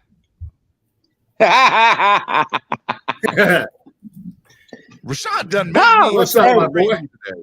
Hey, no, but Rashad is not wrong, though, bro. This is why, I don't like hearing that narrative either about a 2-year window. It's like you're giving up a built-up excuse for next season when now is the time to win. Like, Now I get what CB, I get what CB's saying too. I mean, why are we worrying about money? Man, if I'm not mistaken, I used to say the same thing, and I used to get the same pushback from him as far as like we got to worry about the cap. Now that we're in a situation where we're almost at max capacity, you guys, we still haven't done, restructuring. You guys don't put into account the O-line issues we're having and what Fangio is pretty much telling you during press conferences about needing more help. Like we are just forgetting all this stuff. So how are we going to want to trade Jerome Baker when our defensive coordinator is saying, hey, we need more guys, not less? All right, so a couple of things. Number one, I've purely said that we need to address the O-line more, right? Right now we have $13 million in cap space. We know that there's a couple of different ways we can gain a little bit more, but to Cam's point, if that was the case, that 13 is not really 13. What is it then? I think we did the numbers on Larry's channel when he equates paying, rookies and doing everything else as far as like. No, only rookie that's not signed and accounted for is Cam Smith. That's it. So you're telling me we're going to have a clean shot at 12 mil available right now to use for free agents? I think it'll probably be. I think it'll be 10. Yes, 8, 9, 9.5, 9. Yeah, I think it'll be. So 10. what? So to Rashad's point, what do you do with Seiler? Do you get some of that money and give it to Seiler? Or are you willing to just think that you're going to get a 1st round pick like the Patriots did with their defensive tackle? All right, so let's go look at Zach Seiler's numbers right now, right? So Zach Seiler, here we go. Zach Seiler, post June 1st, restructure. Okay. If you extend him out, according to Over the Cap, if you extend him, you can save at minimum, extend him $1.1 million if you extend him out. Okay. I don't know how they take that into account, but they have it up here, so I'm going to use it. Okay. So if you extend him out, you can make it work for you that you can save some money down the road, right? And save the money this year too. If you restructure him, there's nothing you can save at the moment. You're gonna lose there. I don't understand. Well, I mean, at this point, we're going to have to restructure anyway to get Wilkins. I repeatedly tried to trade Steven to Buffalo. I'd like to adjust my offer to Cap and Rashad for a fan to be named later. God damn it, noob. Jose Valdez wants me to ask, what did Big O say today? No, I haven't gone on there yet, bro. But yeah, no, pretty much he's been, adamant about that no trade talks were done throughout March with Dalvin Cook, because if that was the case, you guys keep mentioning Cedric Wilson. You don't think Cedric Wilson would have been the first chip used? Come on, guys. You're better than that. You got to find a taker for him, right? Exactly. And nobody's taking him yet. And you think you're going to do business with Minnesota if Flores is still over there? Cap, let's be fair. If training camp comes to play and all of a sudden a wide receiver goes down somewhere, Cedric Wilson is a prime candidate to get traded. I'm not arguing that. All I'm saying is if Minnesota really wanted him. Or so are the 300 other undrafted free agents still waiting to be signed out there who won't cost you as much as Cedric Wilson and probably give you just as much production. Yeah, I get that. That's why I don't understand why we're trying to force feed narratives when, the end of training camp hasn't come yet. Week 8. Like, you guys really want a running back? Wait till week 8 when we get all our running backs banged up, when it's usually that happens during the trade deadline. Like, let's not try to spend all our capital now just to spend it. Look, I understand you have to go into the season with some cap money, right? For anything that you need during the season. At least 10 million. At least. Well, then things need to change, Cameron. Because what we got right now is not going to get us a Super Bowl ring. Yeah, but with our luck, week 8 comes with our injury history. Come on, guys. So say that again, Steven. What we have now is not going to get you a Super Bowl ring? It's not going to get you a Super Bowl ring. There's a couple more pieces we need. Just a couple. Really? I think we need more added depth on the O-line. Nothing major. Nothing. So why do you think they invested in Vic Fangio? To compensate for that. Yes. Vic Fangio could be worth 2 to 3 wins. And Jalen Ramsey. That's what I'm banking on, Cam. That's exactly what I'm banking on, Cam. 100%, Cap, and that's what this team is banking on, because they've already extended themselves to the hill on the offensive line. All the money's on the defense. Yes. And they know they got to pay Wilkins or somebody on this defense moving forward. So they bring in Vic Fangio to make the difference, because they think they have enough pieces to win a Super Bowl this year, Steven. I still think they're 1 or 2, maybe 3 small pieces away from really being. And what are those pieces? I think you need depth at O-line. I think you need I think you need a veteran presence at. Let me stop you right there. So why are we talking running back? Cap, hold on. Depth at O-line. They've just signed Isaiah Wynn, Cedric, whatever his name is. There's no guarantees with that. Those are all but that's depth. All low risk, high reward. That's all depth. That's the best you're going to get at this point in time of the year. But you can go get Dalton Risner. He's available. Is he going to come in and start? Let me tell you this though, Cam. You remember the unicorn line, what Gase did before training camp? I mean, before the season started. Cut 3 starting linemen. Start day 1, by the way. He cut 3 starting linemen. Yeah. Like, anything can happen by week 1. Dalton Risner would come here day 1 and be the starting guard. Where? In guard? Yeah. And we're going to pay him. He'd be the left guard. He would be the left guard. And what do you think you're going to pay him? The league minimum? And sign Dalvin Cook? What's Spotrac?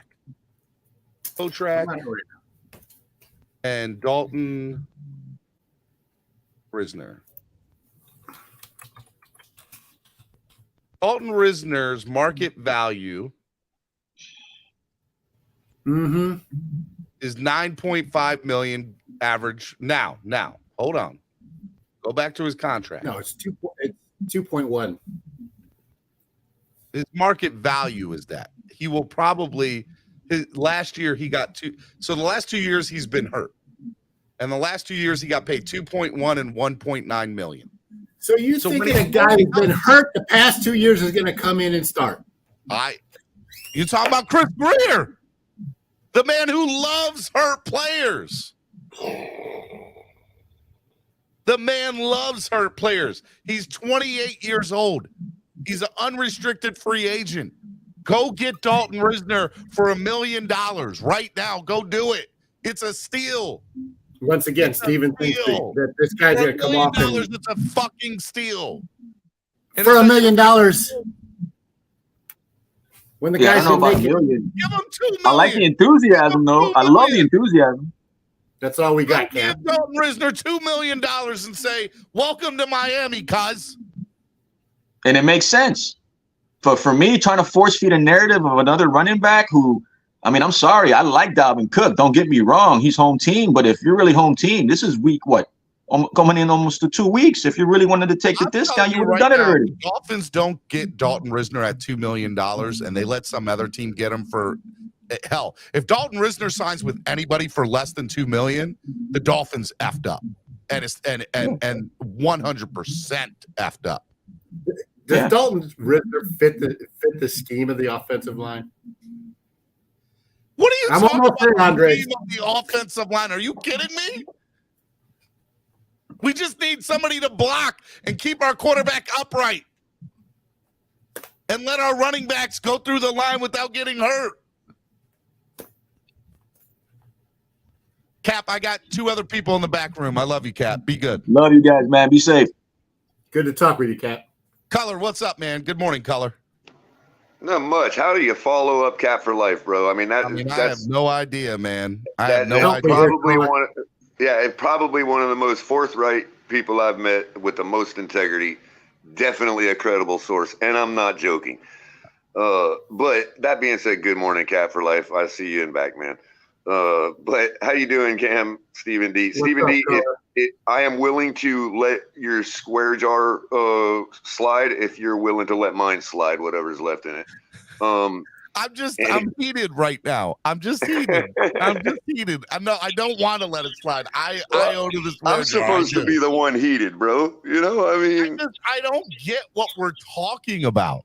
I'm sitting in 95-degree weather right now, and you're the one heated. I might be hotter than you.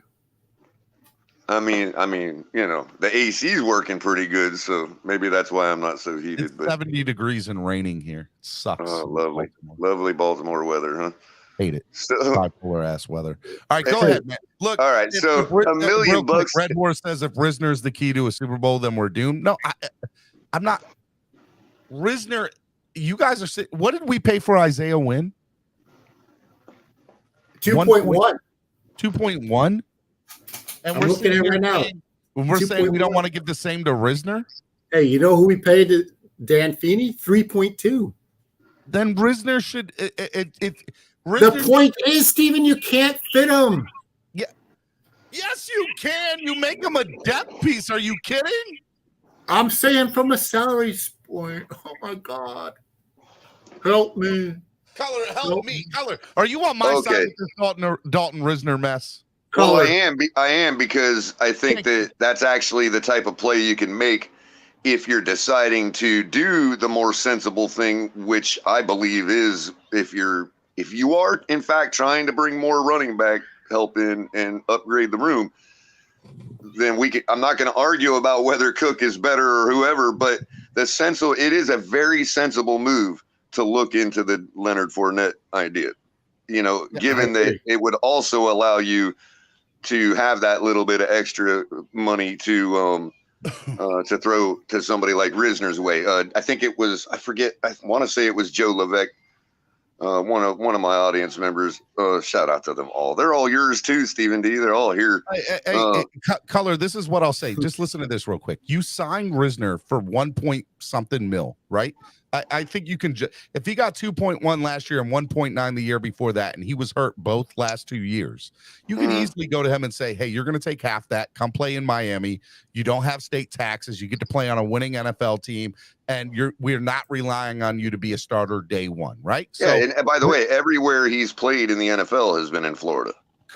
Correct. So the guy likes playing here, you know. So Risner all of a sudden then becomes, you get him at 1.5, and then you go to DJ Fluker and you say, hey, DJ, my guy, you take the veteran minimum, take 350,000 or 400,000, whatever the veteran minimum is. And you say, hey, you come here, play here. We'll put you on an incentive-based program, right? And so you make it 300, 400 guaranteed thousand.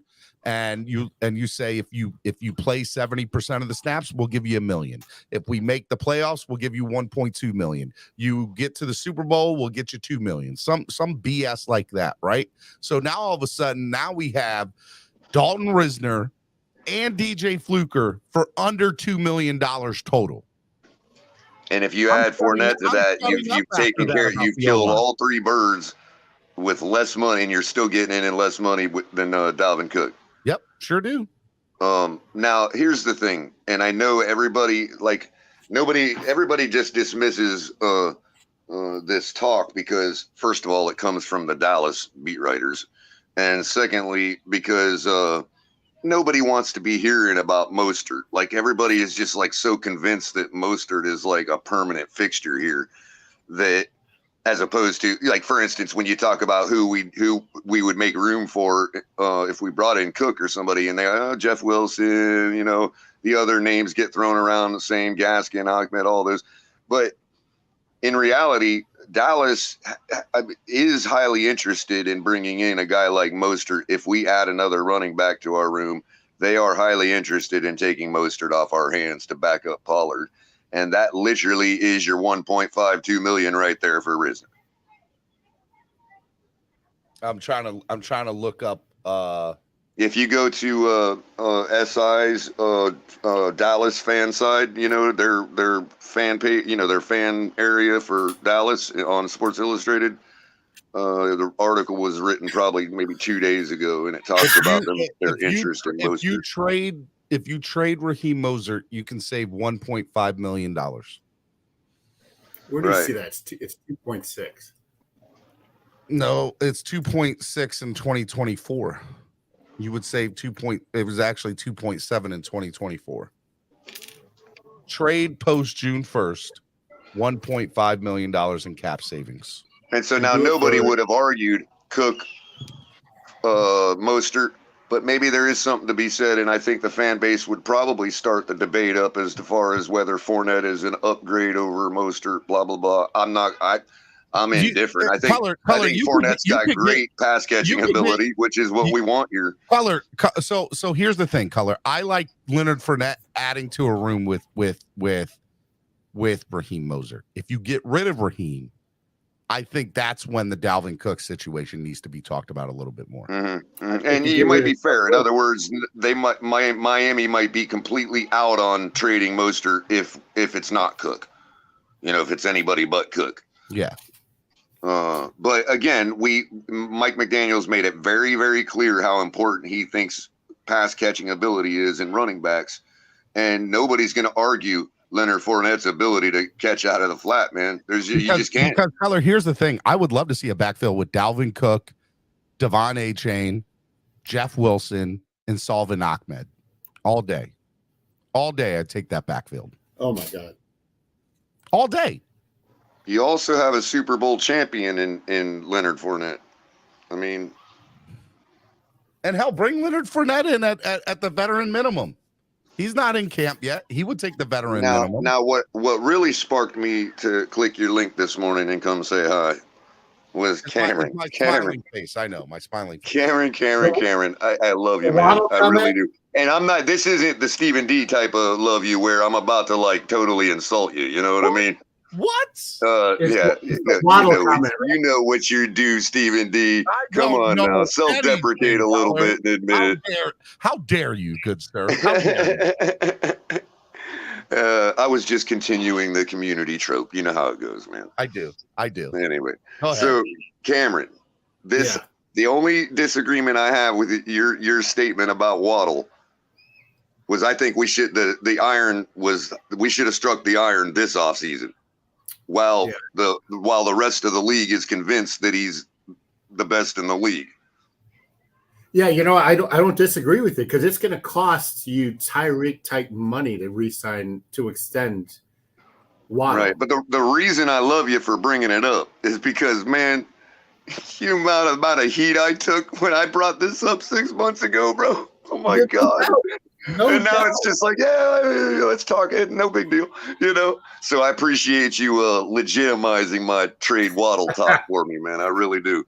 Well, and some of us, like to think beyond our noses, right? And understand that this business is just beyond this year. Now, like I see what you're doing over there, Steven, and I totally understand. We're all in on this year. Like this is Super Bowl make or break year because because I'm saying that, Cameron, doesn't mean that I'm out on Waddle necessarily. I discovered a few things about his productivity when I did my wide receiver rankings that I really like about him. You know what I mean? So don't get me wrong. I'm 100%. But if the top value is there right now, man, we didn't have Waddle before we had Waddle, and we found Waddle. We can find another one. Leonard Fournette has only played 6 years in the NFL. That's it. He's the same age as Dalvin Cook. But he looks like I might. And look at his career catch percentage, I dude. might actually be sold on this Leonard Fournette theory a little bit more now because I thought he had more tread on the tires. He doesn't. Look at his catch rate too for his career. And that's on 73 or 73 receptions last year. Realistically, what do you think? His sample size is large. What do you think you could get Leonard Fournette for? Well, he was talking for what he said on Good Morning Football sounded like what we were kind of in the market for giving Cook. Right around $6 million, or so for instance, the contract he just the last one he had was 3 years for $21 million, so that was $7 million a year. Okay, according to Spotrac, his average annual salary for the market value should be at $2.3 million a year. Right, and I'm saying his last contract with the Buccaneers was 3 years, $21 million. That's $7 million a year. So he can be had from anywhere from 2.5 to 7. You know what I mean?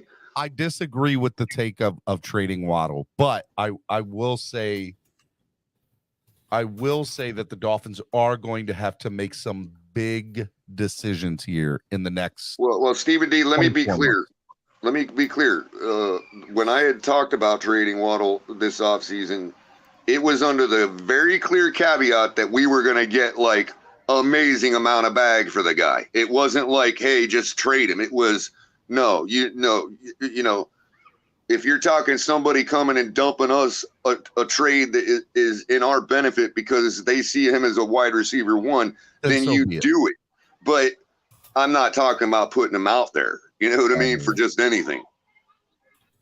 All right, Color. I got 2 more people in here, and then we got to go. Thanks to the both of you. Love you both. I love you, brother. Color, man. Great to talk with you, bro. Appreciate it, Cam. All right, man. All right, last 2 people, and then that's it. Dade County, what's up, man? What's going on, y'all? What's up, man? Floor is yours, my guy. Nah, I just wanted to touch on the point where you was talking about bringing in Risner. Yeah. I don't know if anybody's noticed this, but y'all do realize who his offensive line coach was. Butch Berry. Exactly, and we all know how they felt about Butch Berry, correct? Well, there's the rumor that is the case. Come on, Steven. Come on, bro. You know how they feel about this man. And that's why Dalton Risner hasn't ran to no table for Miami. Y'all may as well let that go. He's not coming. Steven, go stick your head in the sand. Go ahead and bring up the other person. That's all I want to touch on. Hey, outstanding point of the day. I hate you, Dade County. Just wait. Just spoil my dreams and my hopes. You know what? I hate you, Dade. I just want you to know that. Feelings mutual. That's the outstanding point there. Oh, crypto.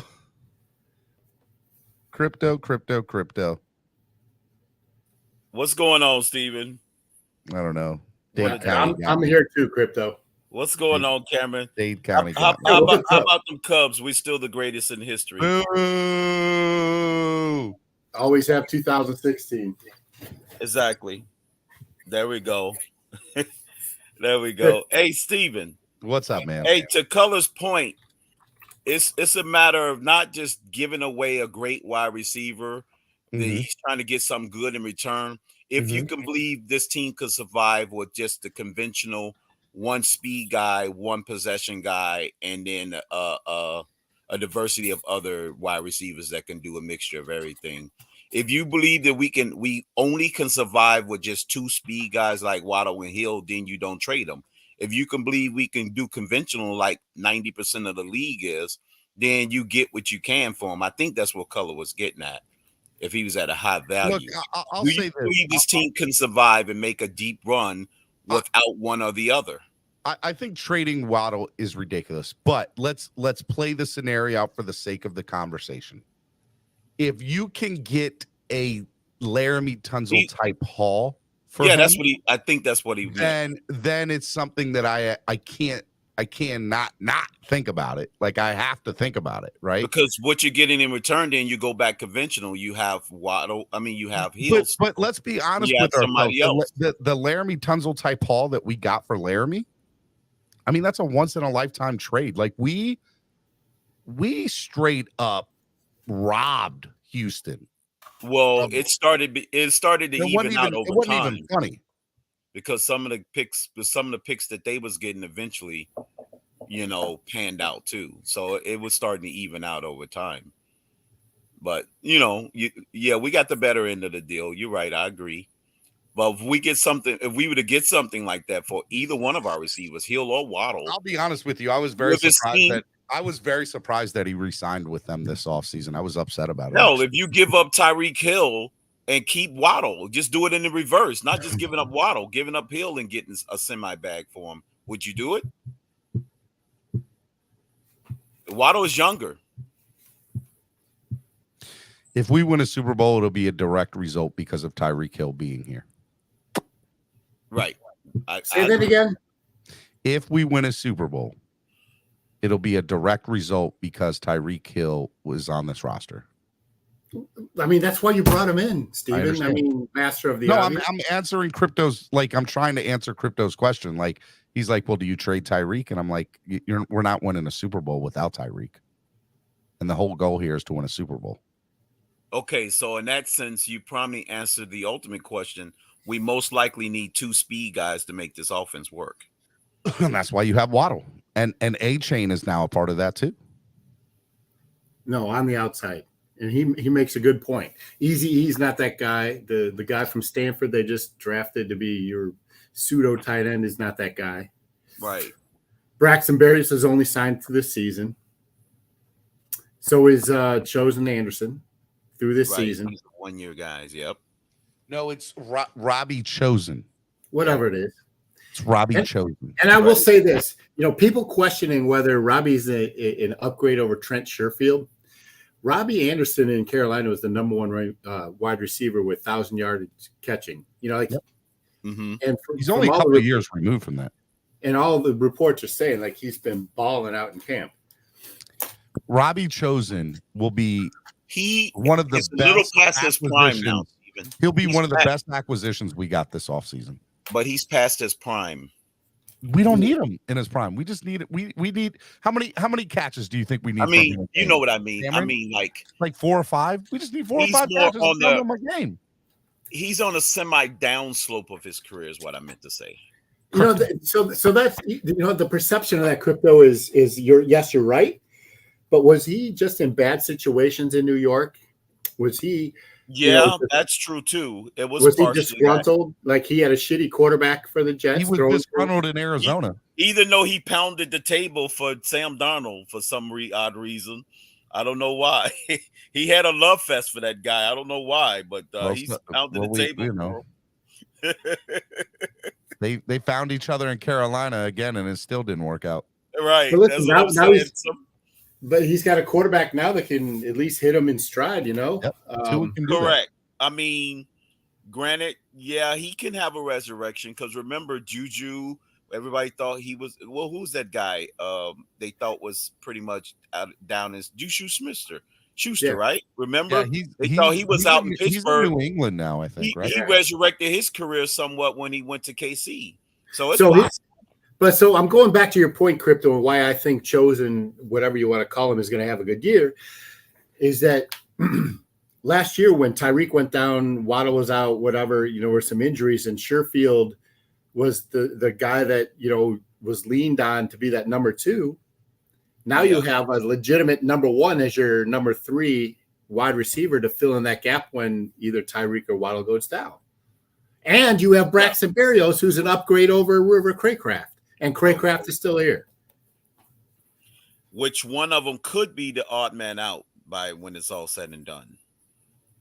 Wilson or Craycraft? Remember, Wilson was selected to be originally the number 2. Craycraft is McDaniel's boy. Yes, I get that. But remember, Cedric Wilson was supposed to be our number 2. No one's talking about who is this, hey, Jose. Nobody's saying that. We're talking about for a bag. We're not just giving away for a bag of peanuts. We're talking about. Well, we're also talking about the situation that this team is in because Tyreek is committed to through 2027. 2020, so, something like that. No, he is, and you're paying him $36 million that last year. So what are you going to do with Wilkins? Like, it's got to come at the expense of somebody is all we're saying. I don't want to trade Waddle. I don't want to if it comes at the expense, that means Wilkins could be gone. If, like we said before, if we need 2 speed guys to make this train run. If we don't need 2 speed trains to make the train run, then we can afford to keep Wilkins and get rid of one of them and get a haul for him. And so that's the situation where you commit to Seiler long term, like for a much cheaper rate with decent production. It's not Wilkins production. In my opinion, if you was gun to your head, if you had to trade one of them, I would probably let Tyreek go and keep the younger one, the younger version of him. Keep Waddle. Well, there you have it. I'm not looking at it with the dead cap space, but I'm sure it's not going to be cheap to just get rid of Tyreek. All right, man. Yeah, let me let you go, Crypto. Love you, brother. Steven. Be good. Yes. Yeah, man. The next head coach we're gonna meet. Who's the next head coach we're gonna meet at a random baseball game? Oh, I have no idea, man. That was good stuff, Crypto. That was awesome, dude. Like, you couldn't have planned it better, man. John Harbaugh was sitting there, or Jim Harbaugh, and just sitting out there, chilling out in our seat, and the whole team, the whole team just sitting in our seats. Michigan team at a Washington D.C. baseball game. Right, crazy. That is crazy. I got to play the lottery now, man. I got to see what my chances are. You and me both, Crypto. Well, if you remember, share with me. That's all. Yep. I'm gonna share it with both of you. Right on, man. I gotta go play with numbers. Love you, Crypto. Yep. Love y'all, man. Y'all be good, man. Lewis's 11-month chat says, "I love y'all, but this show has been pure nonsense." Lewis, come up here and end the show with us. End the show with us, Lewis. At least the tomatoes look fresh. At least the tomatoes look fresh, yeah. Hey, before we get off the show, man, I just want to give a shout out to the Miami Marlins. Oh, man. Playing some good ball. Yeah. And there was a hell of a robbery of a game-time grand slam that happened at the 9th inning of last night's game. But I know we talked extensively about the Oakland A's in this situation. And if you saw what the fans did and organized a reverse boycott, did you see that, Steven? I did, man. 31,000 people. Man, it was pretty cool. Hey, and listen, the Cardinals are trash, and it's great to see. Yeah, man, it was good stuff. Lewis, you coming up here for the end? We're gonna talk more baseball. I was supposed to have Cal Ripken's son on this week, and our schedules just couldn't align. We're supposed to have him on last week. Schedules couldn't align because I was in Miami, so it was just. He's dodging you, Steve. He's dodging me. No, we've literally been playing tag with each other. trying to get our schedules to work up. But we're gonna get him on. Pete, 2 minutes. Go, Pete. What do you want to talk about, Pete? It's all you, Pete. Hurry up, Pete. First thing is happy Father's Day weekend to all of you guys, because I'm probably going to be busy, to be honest with you guys. I'm actually running errands all day. That's why I missed most of the show and all of you guys, but I'm pretty sure it was horrible takes, like Lewis pointed out already. Anyways, you couldn't be more accurate. Near-led fan base. Hey, Pete, you couldn't be more accurate. Steven's talking nonsense. I was never talking nonsense. No, I know once I go back, I'm going to wish I was up here earlier, to scream at the throats of all the Dolphin fan base that had these horrible takes, Cam. That's what usually happens. I go back into the comments section.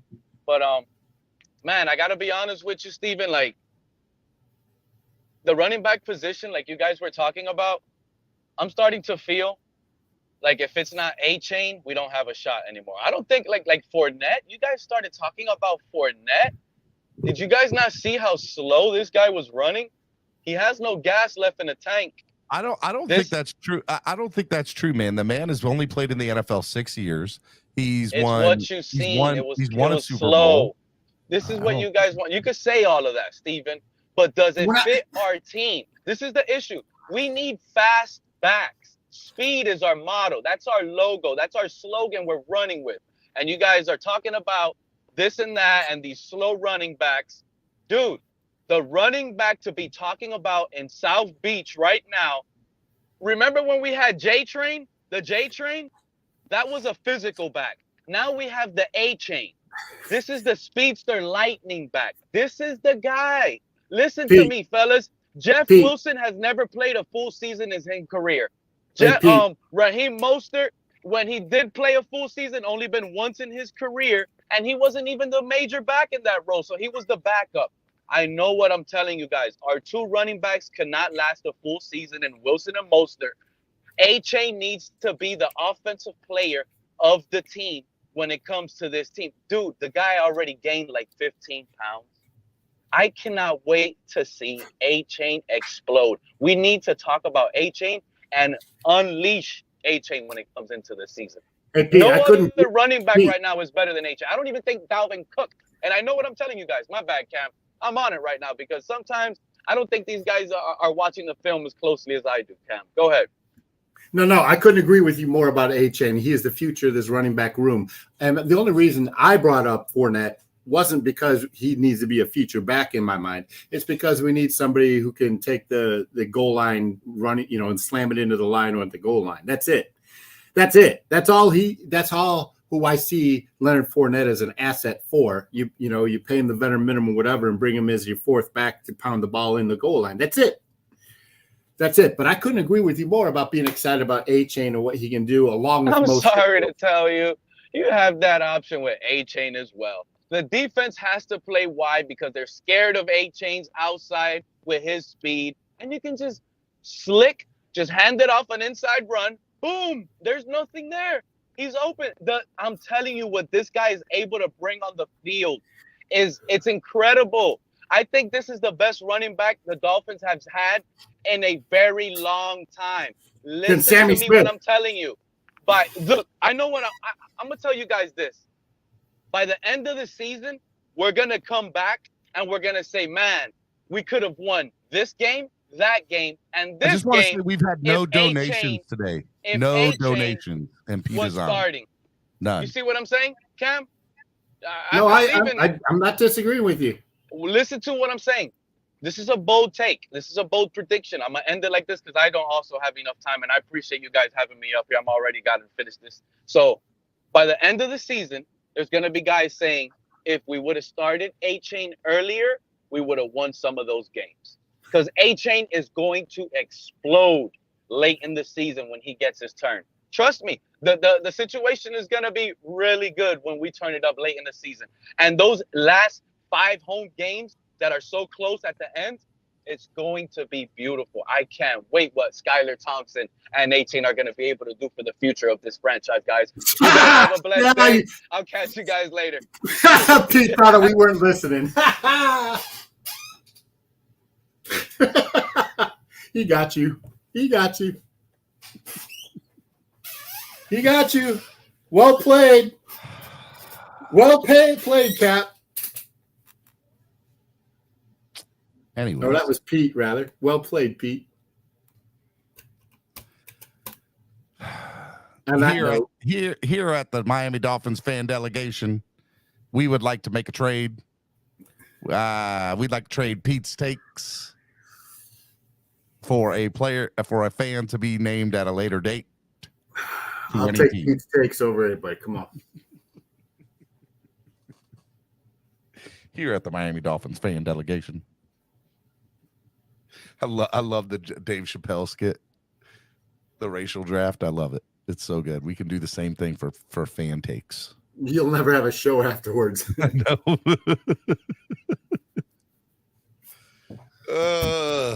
All right. Pete's take with the only donation for the day, though. All right, I resend my trade offer. Tyler and A-Chain. And Easy E. Easy E might not make it past this training camp. Shout out to Pete's takes. Braylon Sanders over Easy E. Miami Sports Music's #1 Miami fan morning show, Clock Blockers, right here on the Miami Sports Music Podcast Network. I'm your host, Stephen D. That is Cameron 954 of East 32 Dolphins Tailgate. It is June 15th. We're 7 weeks away from training camp? The dog days of summer. We just have baseball. What the hell do you want? You finally show up now? Huh? Hey, I got 25 seconds to say, Cameron, you're the best part of the day. I just want everybody to know that. Lewis, everybody else has been absolutely atrocious out here. All right? Just ridiculous. Lewis, I love you, bro. Hey, side note, did you see all those injuries that the Panthers were working through? Oh, man. Hey, listen, like I told Cam, again, I love you, but we all know there's only one hockey team in the great state of Florida, and that's the Tampa Bay Lightning. We know that. Let us have our shine for 1 year. Hey, your Marlins are doing good. Let us have our shine for 1 year. I mean, still behind the Tampa Bay Rays, but, it is. Tampa Bay. Oh, here we go. Tampa Bay. Speaking of tramps. Lewis, get out of here. Yeah, appreciate the love, Lewis.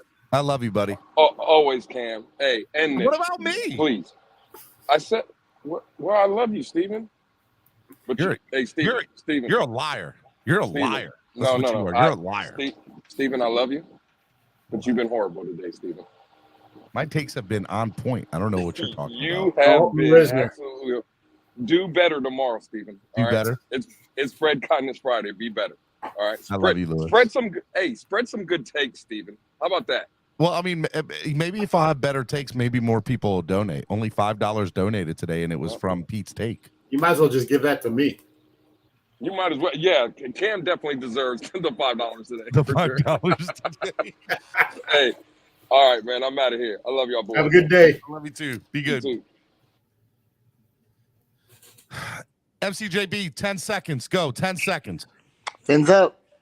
Throw that hot rap. Let's go. Bars. I got his new song. Have you heard his new song yet? It's great. Like, that dude's got talent. I'll play it to end the show. Let's go. I'm ready? dead. Yeah. EMC, Guys, while we're playing the song, donate to the channel. Last year we was one and done, it's a new year, gonna be fun. Two a time, he be on the ground like the Florida sun, you know we gonna shine. Jalen Water go to catch the ball, then he break an ankle, make a plays fall. A-chain like the A-train, gonna run you over like a bang bang. Fins up, you know they put it on the show. 305, no Miami the home. Other teams, they be talking that talk all day, we the fit of the rock. New year, we running it back. Super Bowl year, we bringing it back. Dolphin Nation, it's a new team, we got Fangio with the new scheme. Legion of Zoom in the 305, this year we gonna be fast. Speaking the truth, I ain't telling a lie. Fins up till the day that I die. Every day I bleed aqua and orange, heating up like I'm feeling the lava. JB and I'm repping the Fins all day, cause we gonna win. Young Bucks got something to tell you. 72 was on top of the game. Cat Thomas number 54 from the 305 to the Hall of Fame. New season, it's a new year. Mike, they ain't gonna win it all. Cheetah man with the water, they so fast, it's time to ball. And this is just the starter. You haven't met the fall. Unless you played the Dolphins, that means you lost it all. That means your time is off. That means you're falling off. That means you've met the winner. I call them to or fro. Some of y'all win it and some of y'all buzzing. But really this year, none of that means nothing. Ramsey with the pick and Howard mean mugging. On the pick 6, we got 7, you got nothing. On the bigger scale, we're the only undefeated team. We make records, y'all chasing dreams.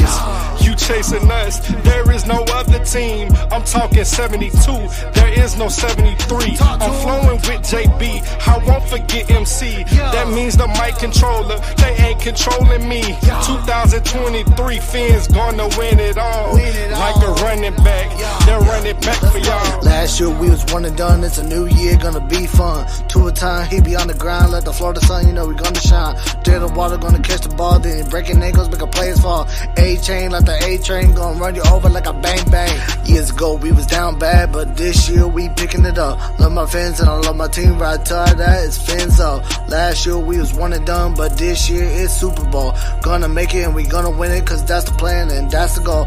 Fins up till my life finish, said it proud cause I really meant it. Other teams ain't got the speed, but it's all good, we got the schemes. This year we going far, aqua orange painted on my car. Other teams better watch out, cause the Miami Dolphins gonna ball out. Yo!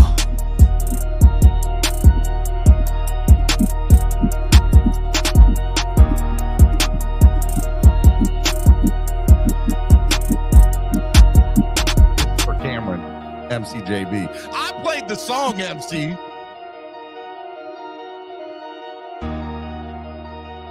MCJB. Hey. New season, let's go. So Y'all ready? I was going to play it back. I'm not playing it back again. No. Because he didn't thank me. What's up, Cameron? Never mind. Hey, real quick, did you see Caldwell Pope at the parade? Did you see Aaron Gordon at the parade? Yeah, well, he's right next to Caldwell Pope here in this little clip. I'm sorry, did you see Aaron Gordon after the championship trophy presentation? I did not. He took his shirt off and ran out in the streets. Did he? Oh, and went into the crowd, I think, right? Yeah. Yeah. All right, so this is Caldwell Pope. I can't say his first name. Contavious Caldwell Pope? Yeah. But, you know, I'm a big Stone Cold fan.